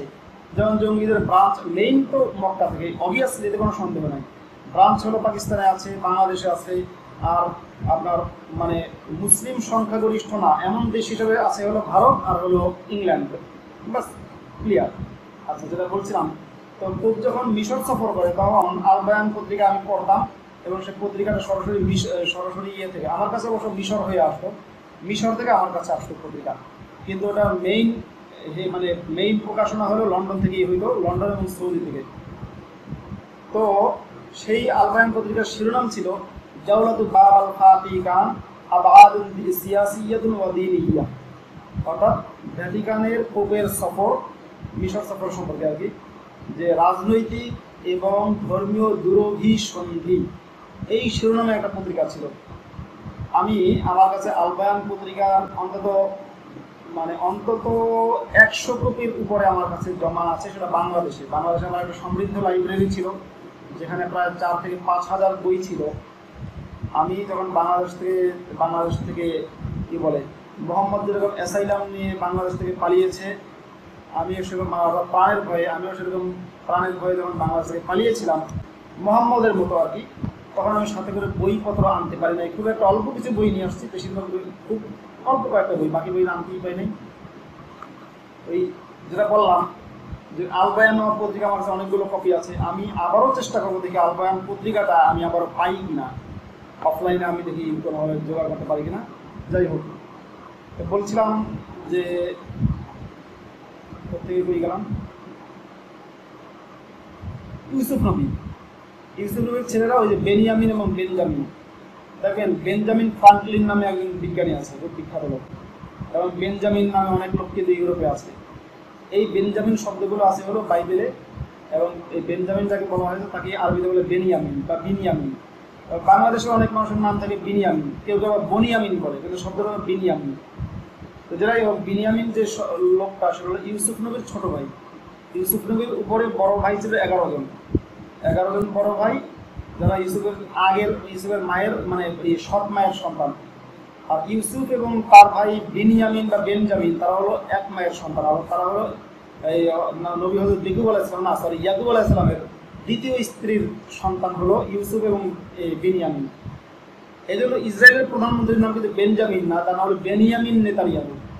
কারণ ইসরায়েলের যে হিব্রু ভাষা আর আরবি ভাষা অনেকটা কাছাকাছি, হিব্রুর যে উচ্চারণ আরবির উচ্চারণের কাছাকাছি। হিব্রুতেও ডেভিড না বলে দাউদ বলে, আরবিতেও দাউদ বলে। হিব্রুতেও বিনিয়ামিন বলে বা বেনিয়ামিন বলে, আরবিতেও বিনিয়ামিন বলে। ইসরায়েলের যে বিমানবন্দর আছে সেটার নাম হলো বেন গুরিয়ন, যেটা আরবিতে বলে বিন গুরিয়ন হবে আরবিতে আর কি, একই কথা। বিন মানে সন্তান, আরবির সাথে হিব্রুর মিল আছে। যে সমস্ত মুসলমানরা খালি সারাক্ষণ ইহুদিদের চক্রান্ত খোঁজেন, তারা জেনে রাখা দরকার যে ইসরায়েলে 20% মুসলিম আছে যারা তাদের ধর্মীয় স্বাধীনতা পূর্ণাঙ্গভাবে ভোগ করেন। এটা জেনে রাখবেন, ইসরায়েলের ভিতরে যে 20% মুসলিম আছে তাদের মাতৃভাষা আরবি, তারা আরবিতে কথা বলে। এই পর্যন্ত কোনোদিন শোনেন নাই যে ইসরায়েলের মুসলিমদের উপরে ইসরায়েল কোনোদিন কোনো অত্যাচার জুলুম করেছে, কোনোদিন আপনারা শোনেন নাই, কেউ প্রমাণ দিতে পারবেন না। বার্মায় মুসলিমদের উপর জুলুম করছে, চীনে মুসলিমদের উপর জুলুম করছে, ইসরায়েলে করে না। তবুও কিন্তু আপনাদের ইসরায়েলের নাম শুনলেই চুলকানি শুরু হয়, কারণ ওই যে মোহাম্মদ যে ইসরায়েলের বিরুদ্ধে বলেছে তাই। যাই হোক, তো ইউসুফ নবী যখন আপনার ইউসুফ নবীর ভাইরা হিংসা করলো যে বাবু ওরে বেশি ভালোবাসে, তো ওকে হত্যা করা লাগবে। হত্যা করার বিষয়ে ওরা মতানৈক্যে পৌঁছতে পারলো না, সিদ্ধান্ত নিতে পারলো কী করা যায় সেই সিদ্ধান্ত নিল ওকে কুয়ায় ফেলতে হবে। কুয়ায় ফেলতে হবে, কোথায় আছে? এটা আছে হলো সূরা ইউসুফের 15 নম্বর আয়াতে। তারা সিদ্ধান্তে ঐক্যমত হলো যে কুয়ায় ফেলতে হবে। এবার তারা কুয়ায় ফেলে দিল। কুয়ায় ফেলে আবার সন্ধ্যাবেলা বাবার কাছে কাঁদতে কাঁদতে আসলো, এসে বললো, বাবা আমরা খেলতে গেছিল, খেলাধুলা করছিলাম, ইউসুফকে আমাদের কাপড় চোপড় পাহারা দেওয়ার জন্য রেখেছিলাম, ওই সময় ইউসুফকে খেয়ে ফেলেছে ওরা চিতাবাঘে। ইয়াকুব নবী বললে, আপনি বিশ্বাস না করতে পারেন কিন্তু সত্যি কথা, কিন্তু বাবা তাকে কিন্তু চিতাবাঘে খেয়েছে। এরপর নিয়ে আসলে ইউসুফের জামাটাও খুলে নিয়ে আসছে, জামার মধ্যে একটা বকরির রক্ত, মানে ছাগল জবাই করে রক্ত জামার মধ্যে মাখাইয়া ইউসুফের জামা দেখাচ্ছে, বাবা এই দেখেন এই যে রক্ত। ইয়াকুব নবী জামাটা ধর্ম দেখে বলেন, উনি নামে বেকুব হইলেও কিন্তু কাজের বুদ্ধি আছে। দেখে বলেন, যদি আমার ছেলেকে যদি চিতাবাঘে খাইতো, তাহলে তুমি যে রক্ত দেখাচ্ছ, তাহলে তো জামা কাপড় ছিঁড়তো, পোশাক তো ছেড়ে নাই। ওরা মাথা চুলকায়, ধরা খেয়ে গেছি। কিন্তু বলে, না না, তবু এখন ওরা তো ছেলেরা বড় বড় পাত্র বুড়ো হয়ে গেছে। বলে, না না বাবা, সত্যি কথা, ওরা আসলে ইউসুফের চিতাবাঘে খেয়েছে। বাবা বললো, আমরা 18 নম্বর আয়াত সূরা ইউসুফের, তোমাদের মন এটা বানানো কথা, তোমাদের মনের বানানো কথা এগুলো। সবরুম জামিল, ঠিক আছে, আমি সবরে জামিল করি, সুন্দর করে ধৈর্য ধারণ করি, আল্লাহ আমাকে ধৈর্য ধারণ করে তৌফিক দান করুন, এগুলো। তারপরে এবার ইউসুফকে কী করলো, আপনার যখন কুয়ার মধ্যে ফেললো, একজন বাণিজ্য ব্যাপারে সেখান থেকে যাওয়ার সময় ঘটনাটা আপনারা জানেন। ইউসুফ জলে গল্পটা আপনার শুনতে শুনতে কান ছাড়া পড়া, আমি এই জন্য বিস্তারিত বলবো না। ওরা যাওয়ার সময় বালতি উঠে দেখে বাচ্চা একটা, কলাইয়া বিশবা হাদা এগুলো, এই বাচ্চা একটা পাওয়া গেছে। এরপরে নিয়ে বিক্রি করলো বাজারে। বিক্রি করলে মিশরে যে বাদশা ছিল, বাদশাটাকে খরিদ করেছে, কিনেছে, কেনার পরে বাড়িতে নিয়ে গেছে। এখানে একটা পয়েন্ট আমি আপনাদেরকে বলবো, ইসলাম ধর্ম কত সুন্দর ধর্ম, কেনার পরে বা ধর্মগুলো কত সুন্দর। বাড়িতে নিয়ে গিয়ে এই যে মিশরের বাদশা তার স্ত্রীকে বলছে, কি বলছে সেটা আমি নিজের থেকে বলা দরকার না, কোরআন থেকে বলি। যে ব্যক্তি মিশর থেকে তাকে ক্রয় করেছে ইউসুফকে, লিমরাতিহি, সে তার স্ত্রীকে বলল, আকরিমি মাসওয়াহু, তুমি একে সম্মান দাও, একে যথোপযুক্ত সম্মান দেওয়ার স্থানে তাকে বসাও ইউসুফকে। আসা আইয়ান ফাহানা, হতে পারে সে আমাদের কোনো উপকারে আসবে, আও নাত্তাখিযাহু ওয়ালাদা, অথবা আমরা তাকে সন্তান হিসেবে গ্রহণ করব, উপকারে আসবে বা সন্তান হিসেবে গ্রহণ করব। তাহলে ইউসুফকে মিশরের বাদশা সন্তান হিসেবে দত্তক নিয়েছে, কেনার পরে তাকে সন্তান হিসেবে গ্রহণ করেছে, দত্তক নিয়েছে, যেটা আমরা এই আয়াত থেকে জানলাম। এবং এর তাফসীর করলে আরও ভালো জানবেন, হাদিস করলে তো আরও ভালো জানবেন। দত্তক নিয়েছে, এবং তাহলে ইউসুফের মানে পালক পিতা ছিল, পালক পিতা ছিল মিশরের বাদশা। ইউসুফের পালক মা কে ছিল? ইউসুফের মা ছিল হলো মিশরের বাদশার স্ত্রী অথবা মিশরের রানী। ঠিক আছে, মিশরের রানী ছিল ইউসুফের মা। একটু বড় হওয়ার পরে এরপরে ওই মিশরের যে রানী ছিল ইউসুফের মা, সেই ইউসুফের রূপের প্রেমে পাগল হয়ে যায়। 33 নম্বর আয়াতে আছে, না 23 নম্বর আয়াতে, সূরা ইউসুফের 23 নম্বর আয়াতে বলা হচ্ছে, সেই ইউসুফের প্রেমে পাগল হয়ে যায়, ঘরের দরজা বন্ধ করে ইউসুফকে দৌড়ানি দেয়। ইউসুফও দৌড়ায়, পিছনে ইউসুফের জামা ছিঁড়ে যায়। ছিঁড়ে গেলে তখন ওই সময় হঠাৎ করে আল্লাহ দরজা সব খুলে দেয়, বন্ধ দরজাগুলো তালাগুলো খুলে দেয়। বাদশার সাথে দেখা হয়, বাদশা বলে, ঘটনা কি, দৌড়ো করা। তখন ইউসুফ বলে যে আমার সাথে এই যে আমাকে খায়, আমাকে কুপ্রস্তাব দিয়েছে। ইউসুফের যে মা, মানে যে বাদশা বসে বলে, না ও আমাকে কুপ্রস্তাব দিয়েছে। তারপর যাই হোক, এরপরে ঘটনা আপনারা জানেন, ইউসুফ জুলেখার কঠিন প্রেমের খবর আপনারা জানেন। বক্তাদের কাছে রাত জেগে শুনতে যখন শোনেন, বক্তাদের কাছে শুনলে আপনাদের ইমানও বাড়ে, ওদিক দিয়ে আবার আপনাদের আন্ডারওয়্যারের মধ্যেও একটু পরিবর্তন শুরু হয়। আমি তো ভদ্র ছেলে, যেহেতু আমি অভদ্রভাবে কথা বলতে পারি না, এটা আপনারা জেনে রাখবেন। ইমানও বাড়ে এবং শরীরের মধ্যে, মনের মধ্যে, আন্ডারওয়্যারের ভিতরে কিছু মানে নড়াচড়া আপনাদের হয়ে থাকে। এরপরে বক্তা আবার কিছু ইমানের কথা বলে, আবার আপনাদের ইমান জাগ্রত চোখ দিয়ে পানি আসে, পশম দাঁড়িয়ে যায়, অন্য কিছু দাঁড়ায় কেটে যায় না, পশমটা দাঁড়ায়, এটা বলতে পারি। যাই হোক, এখন আমার প্রশ্ন হলো যে এখানে আমরা জানি যে ইউসুফকে মিশরের বাদশা এবং তার যে স্ত্রী, তারা দুজন, জুলাইখা, এই দুজন ইউসুফকে গ্রহণ করেছিল সন্তান রূপে। বড় হওয়ার পর জুলাইখা ইউসুফকে খুব প্রস্তাব দিয়েছে ভালো কথা। একটা বলতে ইউসুফ জুলাইখার প্রেমে হাবুডুবু খেয়ে চূড়ান্ত হাবুডুবু, মা ছেলের প্রেমের চূড়ান্ত পরিণতিতে মা ছেলেতে বিয়ে হয়ে যায়। এটার সাথে কিসের মেলে? এটার সাথে মেলে হলো নবী হযরত মুহাম্মদুর রাসূলুল্লাহ সাল্লাল্লাহু আলাইহি ওয়াসাল্লামের। নবীজি ছোটকাল থেকে একটা ছেলেকে ছেলে ডাকতেন, জায়েদকে। জায়েদ বড় হওয়ার পর জায়েদের বউর সাথে মোহাম্মদ গেছে একদিন ঘরের মধ্যে, গিয়ে দেয় জায়েদের বউর বুকে ওড়না নাই। ওড়না না দেখে নবীজির মাথা ঘুরান শুরু হয়ে যায়। ওদিকে জায়েদের সাথে জায়েদের বউর দ্বন্দ্ব। নবীজির মাথা ঘুরে গিয়ে তখন আয়াত ডাউনলোড করে আল্লাহকে দিয়ে যে এই পালক পুত্রের কোনো বিধান চলবে না, জায়েদের স্ত্রী আমার স্ত্রী, আল্লাহ আমার সাথে, আল্লাহ নিজেই বলে আমি তোমার সাথে জায়েদের বউ বিয়ে দিয়ে দিলাম। তাহলে মা ছেলের সাথে বিয়ে, তারপরে হলো পুত্র মানে বৌমাকে বিয়ে করা, এইগুলো হলো ইসলাম ধর্মের বিধান। ইউসুফের বেলায়ও পাওয়া গেল, মোহাম্মদের বেলায় পাওয়া গেল। একটা বিষয় আমি একটু বলি, মুসলমানরা দেখবেন বেশিরভাগ ক্ষেত্রে যখন গালি দেয় তখন কথায় কথা সবার আগে মা এবং বোনকে তুলে গালি দেয়। এটা আপনারা খেয়াল করবেন। কারণটা হলো মুসলমানরা হলো এমন জাতি যারা মাকে বিয়ে করার, ইউসুফের মতো মাকে বিয়ে করে। মুসলমানরা এমন জাতি যারা নবী মোহাম্মদের মতো পুত্রবধূকে বউ হিসাবে কল্পনা করে, এই জাতি। তো আর একটা কারণ আছে, এই কারণটা খুব জটিল কারণ। শুনবেন কি কারণ? আপনি যদি বাংলাদেশে বা বিশ্বের কোনো আলেমকে জিজ্ঞাসা করেন ইসলাম নারীকে কি মর্যাদা দিয়েছে, সে একটা লাভ দেবে, যেখানে যাবে একটা লাভ দিয়ে আপনাকে বলবে। মুখে যদি পান থাকে তার পান পর্যন্ত মুখ থেকে বেরিয়ে যাবে, মুখ থেকে থুতু ঝরতে থাকবে, আপনার সাথে কথা বলবে আর মুখ থেকে থুতু ঝরবে। আর রমজান মাস যদি হয় তখন আপনাকে যখন হুজুরে কথা মানে রোজাদার বা ওই যে মানে কি বলে ধার্মিক মানুষ যখন আপনার সাথে কথা বলবে, তখন আপনার কাছে মনে হবে, যখন সে মুখ খুলে কথা বলবে, মনে হবে যে মুখ তো না, যারা টয়লেটের কমোডের চেয়ে সুগ্রাম আছে। আচ্ছা, যাই হোক, এখন আমি যেটা বুঝাতে চাচ্ছি যে মুসলমানরা কেন খালি মা বোনকে তুলে গালি দেয়। ওই হুজুরকে জিজ্ঞাসা করলে হুজুরের মুখ দিয়ে ভুরভুর করে রোজার মাসে বন্ধ করে হবে, আর হুজুর বলতে থাকবে ইসলাম দিয়েছে নারীকে সর্বোচ্চ সম্মান। আল্লাহ রাসূল সাল্লাল্লাহু আলাইহি ওয়াসাল্লাম বলেন যে আমি যদি মানে কি বলে আল জান্নাতু তাহতা আকদামিল উম্মাহাত, জান্নাত হলো মায়ের পায়ের নিচে, জান্নাত হলো মায়ের পায়ের নিচে। সুতরাং মা হলো একজন নারী। আল্লাহ রাব্বুল আলামিন, আল্লাহ রাব্বুল আলামিন হুজুরের কথা বলছিল, আল্লাহ রাব্বুল আলামিন সন্তান হলো পুরুষ আর মা হলো নারী। দেখো পুরুষের চেয়ে নারীকে কত বেশি সম্মান দিয়েছেন। জোরে বলেন সুবহানাল্লাহ। হুজুররা বলবে, মুসলিমরা যারা শ্রোতা তারা বলে সুবহানাল্লাহ। হুজুররা আস্তে হয়ে গেল, আরেকটু জোরে বলেন মুসলিম, আরেকটু সুবহানাল্লাহ। হুজুর আস্তে হয়ে গেল। ঘটনা কি? রোজায় দরজা আপনাদেরকে এবার মুসলিমের এমন একটা চিৎকার দেবে, ওই চিৎকারে হয়তো বা কোনো মুসল্লির আপনার আন্ডারওয়ারও ভিজে যাওয়ার সম্ভাবনা তৈরি হতে পারে। এখন ভিজে কিনা সেটা আমি তাকায় দেখি নাই, ওটা আল্লাহ দেখে।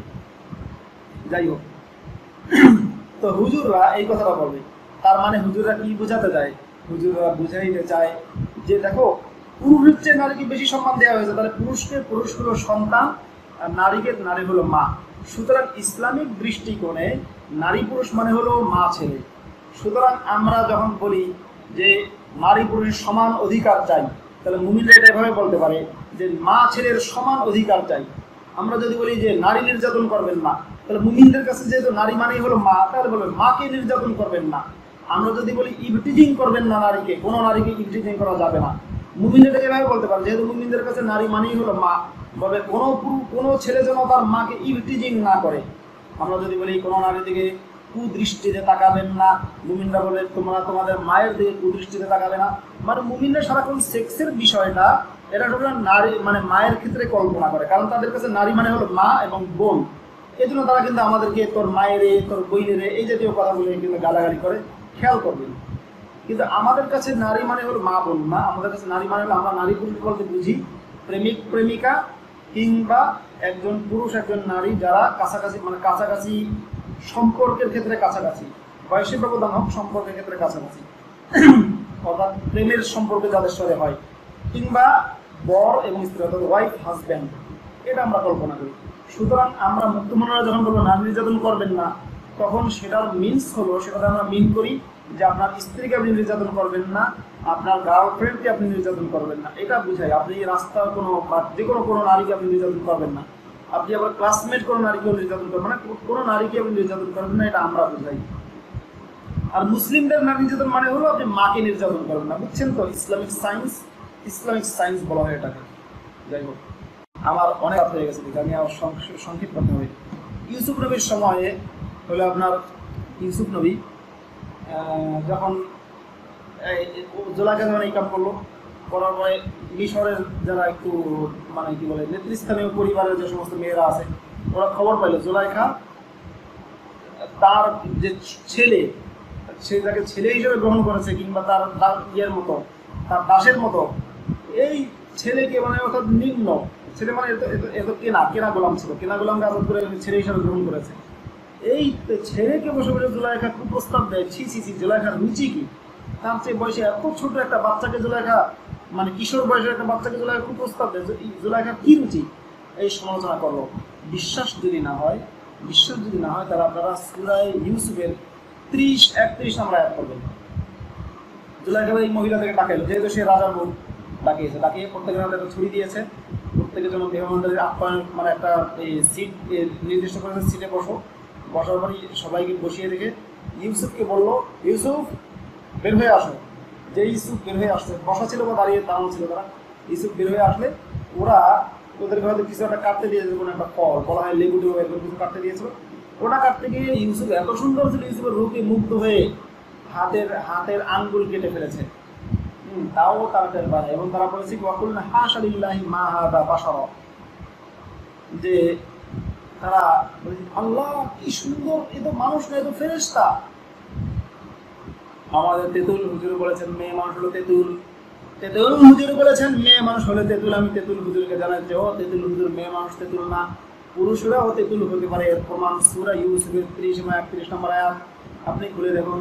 ইউসুফকে দেখে মেয়ে মানুষদের জিভে জল এসে গেছিল, তাদের জিভের টক অনুভূত হয়েছিল, তারা এই জন্য হাত কেটে ফেলেছে। আমরা পুরুষ জাতীয় তেতুল, আপনি আমাদেরকে অসম্মান করেছেন তেতুল হুজুর। আমাদের তেতুল না বলার কারণে আমরা অসম্মান বোধ করেছি, এই জন্য আমি ইসলাম ধর্ম ত্যাগ করেছি। আরে বক্তা সাহেব, সব নারীকে মুমিনা মা মনে করবে কেন? কেন মুমিনরা ওয়াজের মধ্যে বলে না, ও আমার মা বোনেরা, কথায় কথা বলে, ও আমার মা বোনেরা, মা বোনদেরকে উদ্দেশ্য করে বলছি, খালি কথায় মা বোন বলে, বলবেন না কেন? আল্লাহ রাব্বুল আলামিন বলছে ইউসুফ নবীকে যখন জুলাইখা প্রেসার দিল একটা পর্যায়ে, এবং যেহেতু সে বাদশার বউ, পরে ইউসুফ কিছু বলেছে, ইউসুফ ওইবার তুই বেঁচে গেলি, তোরা কিন্তু আমি খায়া ছাড়বো, তোরা কিন্তু আমি ছাড়বো না। ইউসুফকে বলেছিল, ইউসুফ তুই যদি আমার কথা না শুনোস তাহলে কিন্তু তোর জেল খারাপ লাগবে। তখন ইউসুফ বলেছিল যে আমার জেল খাটাই আমার জন্য ভালো, আল্লাহর কাছে আশ্রয় ছিল, আল্লাহ তুমি আমাকে বাঁচাও, এই মেয়ে মানুষের কুপ্রস্তাব থেকে আমাকে বাঁচাও, আমি তেতুল, আল্লাহ তুমি আমাকে বাঁচাও, এই মেয়ে মানুষের জীবে জল এসে যাচ্ছে, তুমি আমাকে বাঁচাও। আল্লাহ ইউসুফকে বাঁচাইছে, বাঁচানোর পরে তাকে ইউসুফকে জেলে যাওয়া লাগলো বিনা নিরপরাধে, দোষ নাই। মানে বাদশাহ স্ত্রী বলেছে যে ইউসুফকে আমার কথা শোনা নাই, সে বাদশাহ স্ত্রীকে বলে, স্ত্রী তার স্বামীকে বলেছে দুরাশা, হ্যাঁ স্ত্রী তার বরকে বলেছে ইউসুফকে জেলে রাখতে হবে, ইউসুফ জেলে আটকেছে। জেলে যাওয়ার পরে পুরো ঘটনা বিস্তারিত আপনারা পড়ে নেবেন 40-41-42 নম্বর আয়াতে। সেখানে যারা ইউসুফ কয়েকজন মানে তার কয়েদি, একই রুমে আরও দুজন কয়েদি ছিল, তাদের সাথে গল্প, তাদের সাথে কথা বলেছে। তারা একটা স্বপ্নের কথা বলেছে, সেই স্বপ্নের ব্যাখ্যা ইউসুফ দিল, ইউসুফ স্বপ্নের ব্যাখ্যা জানতো। তারপরে তাদের মধ্যে একজন মুক্তি পেয়েছে, একজনকে ফাঁসি দেওয়া হয়েছে, মানে শিরচ্ছেদ করা হয়েছে। এরপরে যে মুক্তি পেয়েছে সে বাদশার দরবারে সুরা পান করার কাজে, মানে মদ পান করার কাজে ছিল। এরপরে ইউসুফ তাকে বলেছিল তুমি যে বাদশার কাছে যাবা, তুমি কি আমার কথা মনে করাই দেবো? সে ভুলে গেছে, অনেক বছর পরে ভুলে গেছে। বাদশাহ একটা স্বপ্ন দেখলো, গরু দেখলো, জীর্ণ গরু, আপনার হলো কিসের মানে মোটা সোটা গরু খেয়ে ফেলতেছে।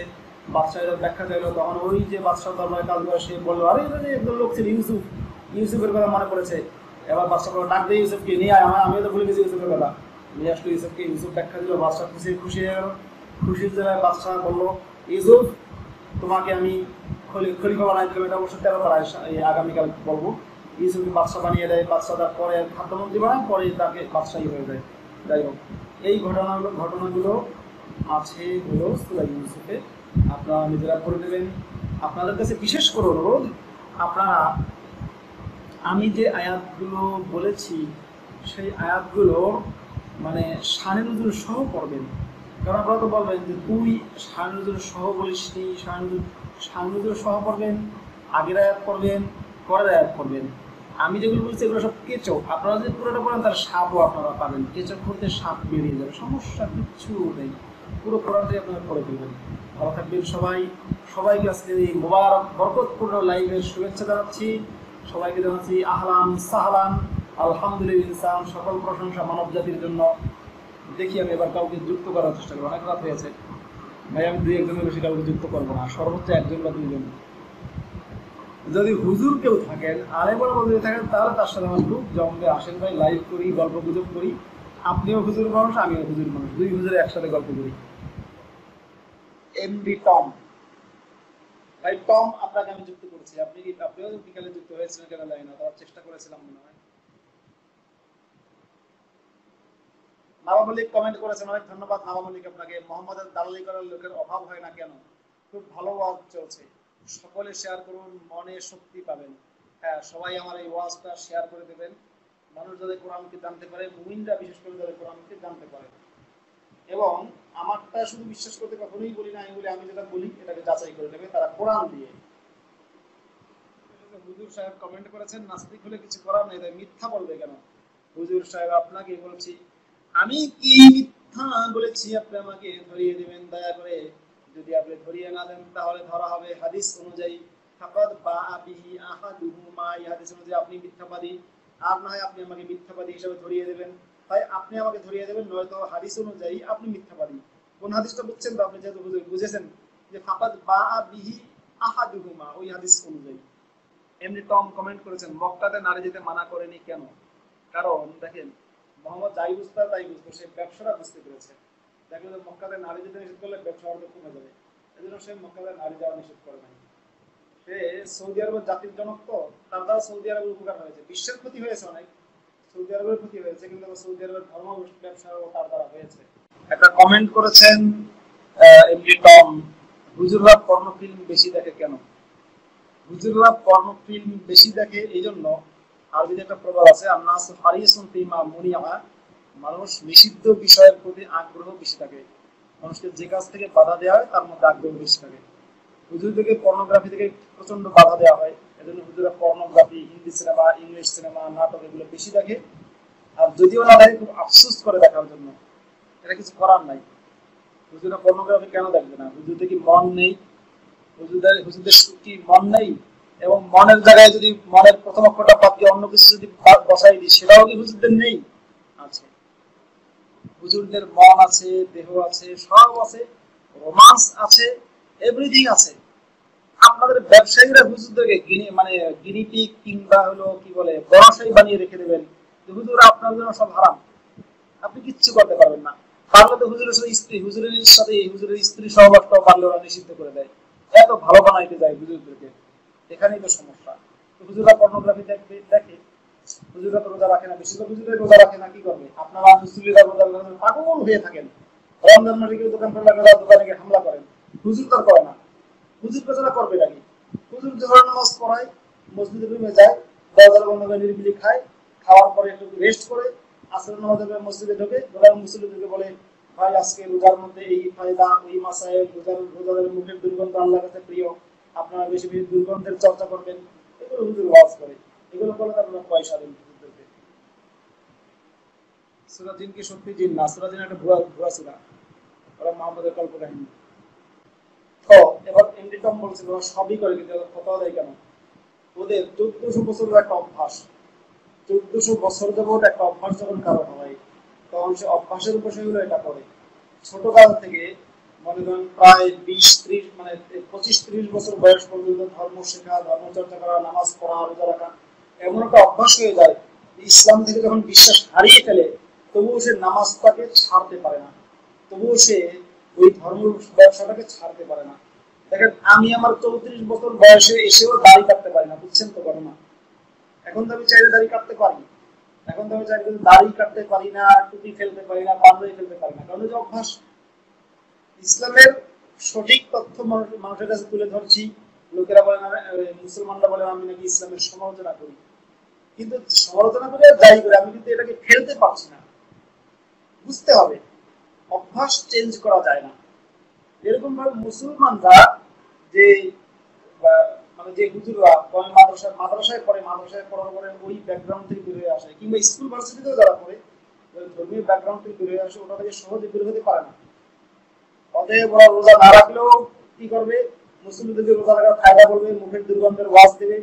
ওরা যদি ওযু ছাড়া নিজে নামাজ পড়ায়, তো তবুও মুসলিমদেরকে বলবে ভাই ওযু করা, এই করা ফরজ, এই করা সুন্নাত, এই করা মুস্তাহাব, এগুলো বলবে, মানুষকে ওয়াজ করবে। আর এটা যদি না করে তাহলে কি হবে? ওই যে বাংলাদেশে কিছু আছে না একটু মডারেট বা একটু ভদ্রলোক যারা আছে, মানে ব্যবসায়ী বড় রাজনীতিবিদ, তারা তো হুজুরকে পেটাবে এবং হুজুরের রিজিকের উপরে হাত দেবে হুজুর টাকার জন্য এবং পিটুনি খাওয়ার ভয়ে ইসলাম ধর্মের কথা বলে, টাকার জন্য বলে। এক কথায় দেখবেন প্রত্যেকটা হুজুর মানে সারা বছর কোনো না কোনো ধনির পিছনে করে। এই যে আমাদের জ্বলন্ত জলিল ভাই, জ্বলন্ত জলিল ভাইয়ের সাথে সবসময় কয়েকজন হুজুর করে পিছু পিছু করে, সবসময় পিছু পিছু করে। মানে হলো কি, এরা কিন্তু এই হুজুরগুলো দেখবেন তুলনামূলক বেশি একটু ধার্মিক, মানে পাগড়ি আছে, দাড়ি আছে, টুপি আছে, তসবিহ আছে, মানে তারা জ্বলন্ত জলিল ভাইকে দেখে, জ্বলন্ত জলিল ভাই দেখেন আমি সবসময় তসবিহ টিপি টিপি আপনার জন্য দোয়া করি। এরা জানে না যে ছবি তোলা হারাম, জানে, কিন্তু সেলফি তুলবে, জ্বলন্ত জলিল ভাইয়ের সাথে সেলফি তুলে যদি পেপারে দেয় তাদের এক খেলাই সেলিব্রিটি। বুঝেন না কেন করে? জ্বলন্ত জলিল ভাইয়ের কাছে টাকা নেওয়ার জন্য জ্বলন্ত জলিল ভাইয়ের সাথে সেলফি তুলে ছবি তোলা যেটা হারাম ইসলামে। আবার জ্বলন্ত জলিল ভাইকে দেখায় যে ভাই আপনার জন্য আমি খালি দোয়া করি, খালি তাদের জন্য পাগড়ি পরি আর টুপি মাথায় দিই। জ্বলন্ত জলিল আবার আর এক ধাপ এগিয়ে, সে বলে হুজুর আপনি একাই যে খালি পাগড়ি টুপি মাথায় দেন তা না, আমিও করি। জলিল ভাইও পাগড়ি টুপি মাথায় দেয়। হুজুর এবার জ্বলন্ত জলিল ভাইকে, জলিল ভাই আপনি কিন্তু হেরে গেছেন, আপনার দাড়ি ছোট ছোট, আমার দাড়ি বড়, ইয়া বড় দাড়ি, সুন্নতি দাড়ি। জ্বলন্ত জলিল ভাই হ্যাঁ তা ঠিক। এবার হুজুর বলে জ্বলন্ত জলিল ভাই একটু পয়সা যদি দিতেন। হুজুর বলে হুজুর জ্বলন্ত জলিল ভাই বলে হুজুর হাদিয়া রাখেন, এই ৫,০০০ টাকা হাদিয়া রাখেন। এই যখন রোজার মাস চলে, রোজার মাসে কি পরিমাণ হাদিয়া যে হুজুররা পায়, মানে এক এক রোজার মাসে হাদিয়া, রোজার মাসের পরপর দেখুন হুজুররা জমি কিনে। সারা বছর না হয় জমি কিনতে পারে না, সারা বছর বেতন কম পায় বা যাই হোক, কিন্তু রোজার মাস শেষ, ঈদের পরে দেখুন প্রত্যেকটা ইমাম সাহেব তার এই গ্রামের বাড়িতে কিংবা ঢাকাতে একটা জমি কিনে। বুঝতেই পেরেছেন ঘটনা নাকি? আমিও জমি কিনেছি, আমিও রোজার পরে জমি কিনে টানা। আমিও আমার শেষ দিকে গিয়ে মানে শেষের ৩ রোজার পরে ৩ বার জমি কিনেছি আমি। ভালো থাকবেন সবাই, সবাইকে জানাচ্ছি। মানে প্রথম দিকে পয়সা ইনকাম কম ছিল, স্বাভাবিক। একটা ইমাম পয়সা ইনকাম করার জন্য অনেক বেশি পরিচিত হতে হয়। আমি ১০ বছর ইমামতি করতে করতে অনেক পরিচিত হয়েছি। আস্তে আস্তে হাদিয়া তোফার পরিমাণ বাড়তে বাড়তে বাড়তে বাড়তে মোটামুটি ভালো একটা হাদিয়া তোফার পর্যায়ে ছিল। ওই হাদিয়া তোফা, সেই মুরগির রান, প্রত্যেক দিনের মানে ইয়ে কি বলে, প্রতিদিনের ইফতারি, তারপর দেখলে এগুলো, এইগুলো লোক ছাড়াতে তো সহজ না রে ভাই। বাংলাদেশে থাকতে মানে লাস্ট যে রমজান মাসগুলো আছে, মানে গত রোজা, তার আগের রোজা, তার আগের রোজা, যখন আমি মোল্লা ছিলাম, মানে মসজিদের ইমামতি করাইতাম, নামাজ পড়াইতাম। গত বছর রমজান মাসেও আমি মসজিদে ইমাম ছিলাম। আমি মনে হয়েছে যে নাস্তিক হয়ে ইমামতি করাটা অন্যায়, তাই আমি চাকরি ছেড়ে দিয়েছি, যেটা সবাই জানে। আমি নিজে স্বেচ্ছায় চাকরি ছেড়েছি, সেটা ডকুমেন্ট আমি দেখিয়েছি এবং আমার কমিটির লোকেরাও বলেছে, তারা এখনো বলবে। তো যেটা বলছি যে আমি ওই লোভ ছাড়া এত সহজ না। অন্যান্য হুজুরা লোভ থেকে বের হতে পারে না, টাকার লোভ। বাংলাদেশ যখন ছিলাম আমি, তো রমজান মাসে আমি টাকার জোরে আমি পেট ভরে খাইতাম। রমজান মাসের দুপুর বেলা আমি কখনো কখনো অন্য আলেমদেরকে সাথে নিয়ে, কোন আলেম সেটাকে নাম বলবো আপনাদেরকে, জীবনের নাম বলবো না, অন্য ৪-৫ জন আলেম একসাথে বসি, রোজার মাসের দুপুর বেলা সবাই একসাথে পেট ভরে খাই। এটা আলেমরা অনেক সময় করে থাকে, সমস্যা হয় না। কিন্তু আশপাশে খেয়াল করে মানে কোন একটা পাখিও যাতে না দেখে, পাখিও যদি বলে দেয় জন্য খুব সাবধান হয়ে যাবে, খুব সাবধান। তখন আমার মানে এত বাধা যে আমি দুধের মানুষ, কেউ খেতে থাকলে সমস্যা। তারপর তো আমি খেয়েছি, কেন খেয়েছি, অর্থাৎ টাকা ছিল, আমি কিনতাম, মসজিদের রুমে দরজা বন্ধ করে খাইতাম, কে দেখবে আমাকে। অথবা আমি দূরে চলে গেলাম, ধরেন চলে গেলাম আশুলিয়াতে, অথবা চলে গেলাম মতিঝিলে, শুধু খাওয়ার জন্য, দিয়ে পেট ভরে হোটেল খাইলাম, তাই তুমি বন্ধ বলা। হোটেল একটু বড় বড় করে তাকাই, বুঝুন মানুষ বড় বড় মানে অনেক বড় করে তাকাবে, কিন্তু শিখে বলবে যে আপনারা আবার হোটেলে খেতে দেবো না, তা তো আর বলে না। হুজুর ঢুকে খাবে, হোটেলের ব্যবসা হবে খারাপ। অসময়ের চিৎকার, দি ভন এ লাইভ। ভিডিওটি দেখার জন্য ধন্যবাদ বন্ধুরা।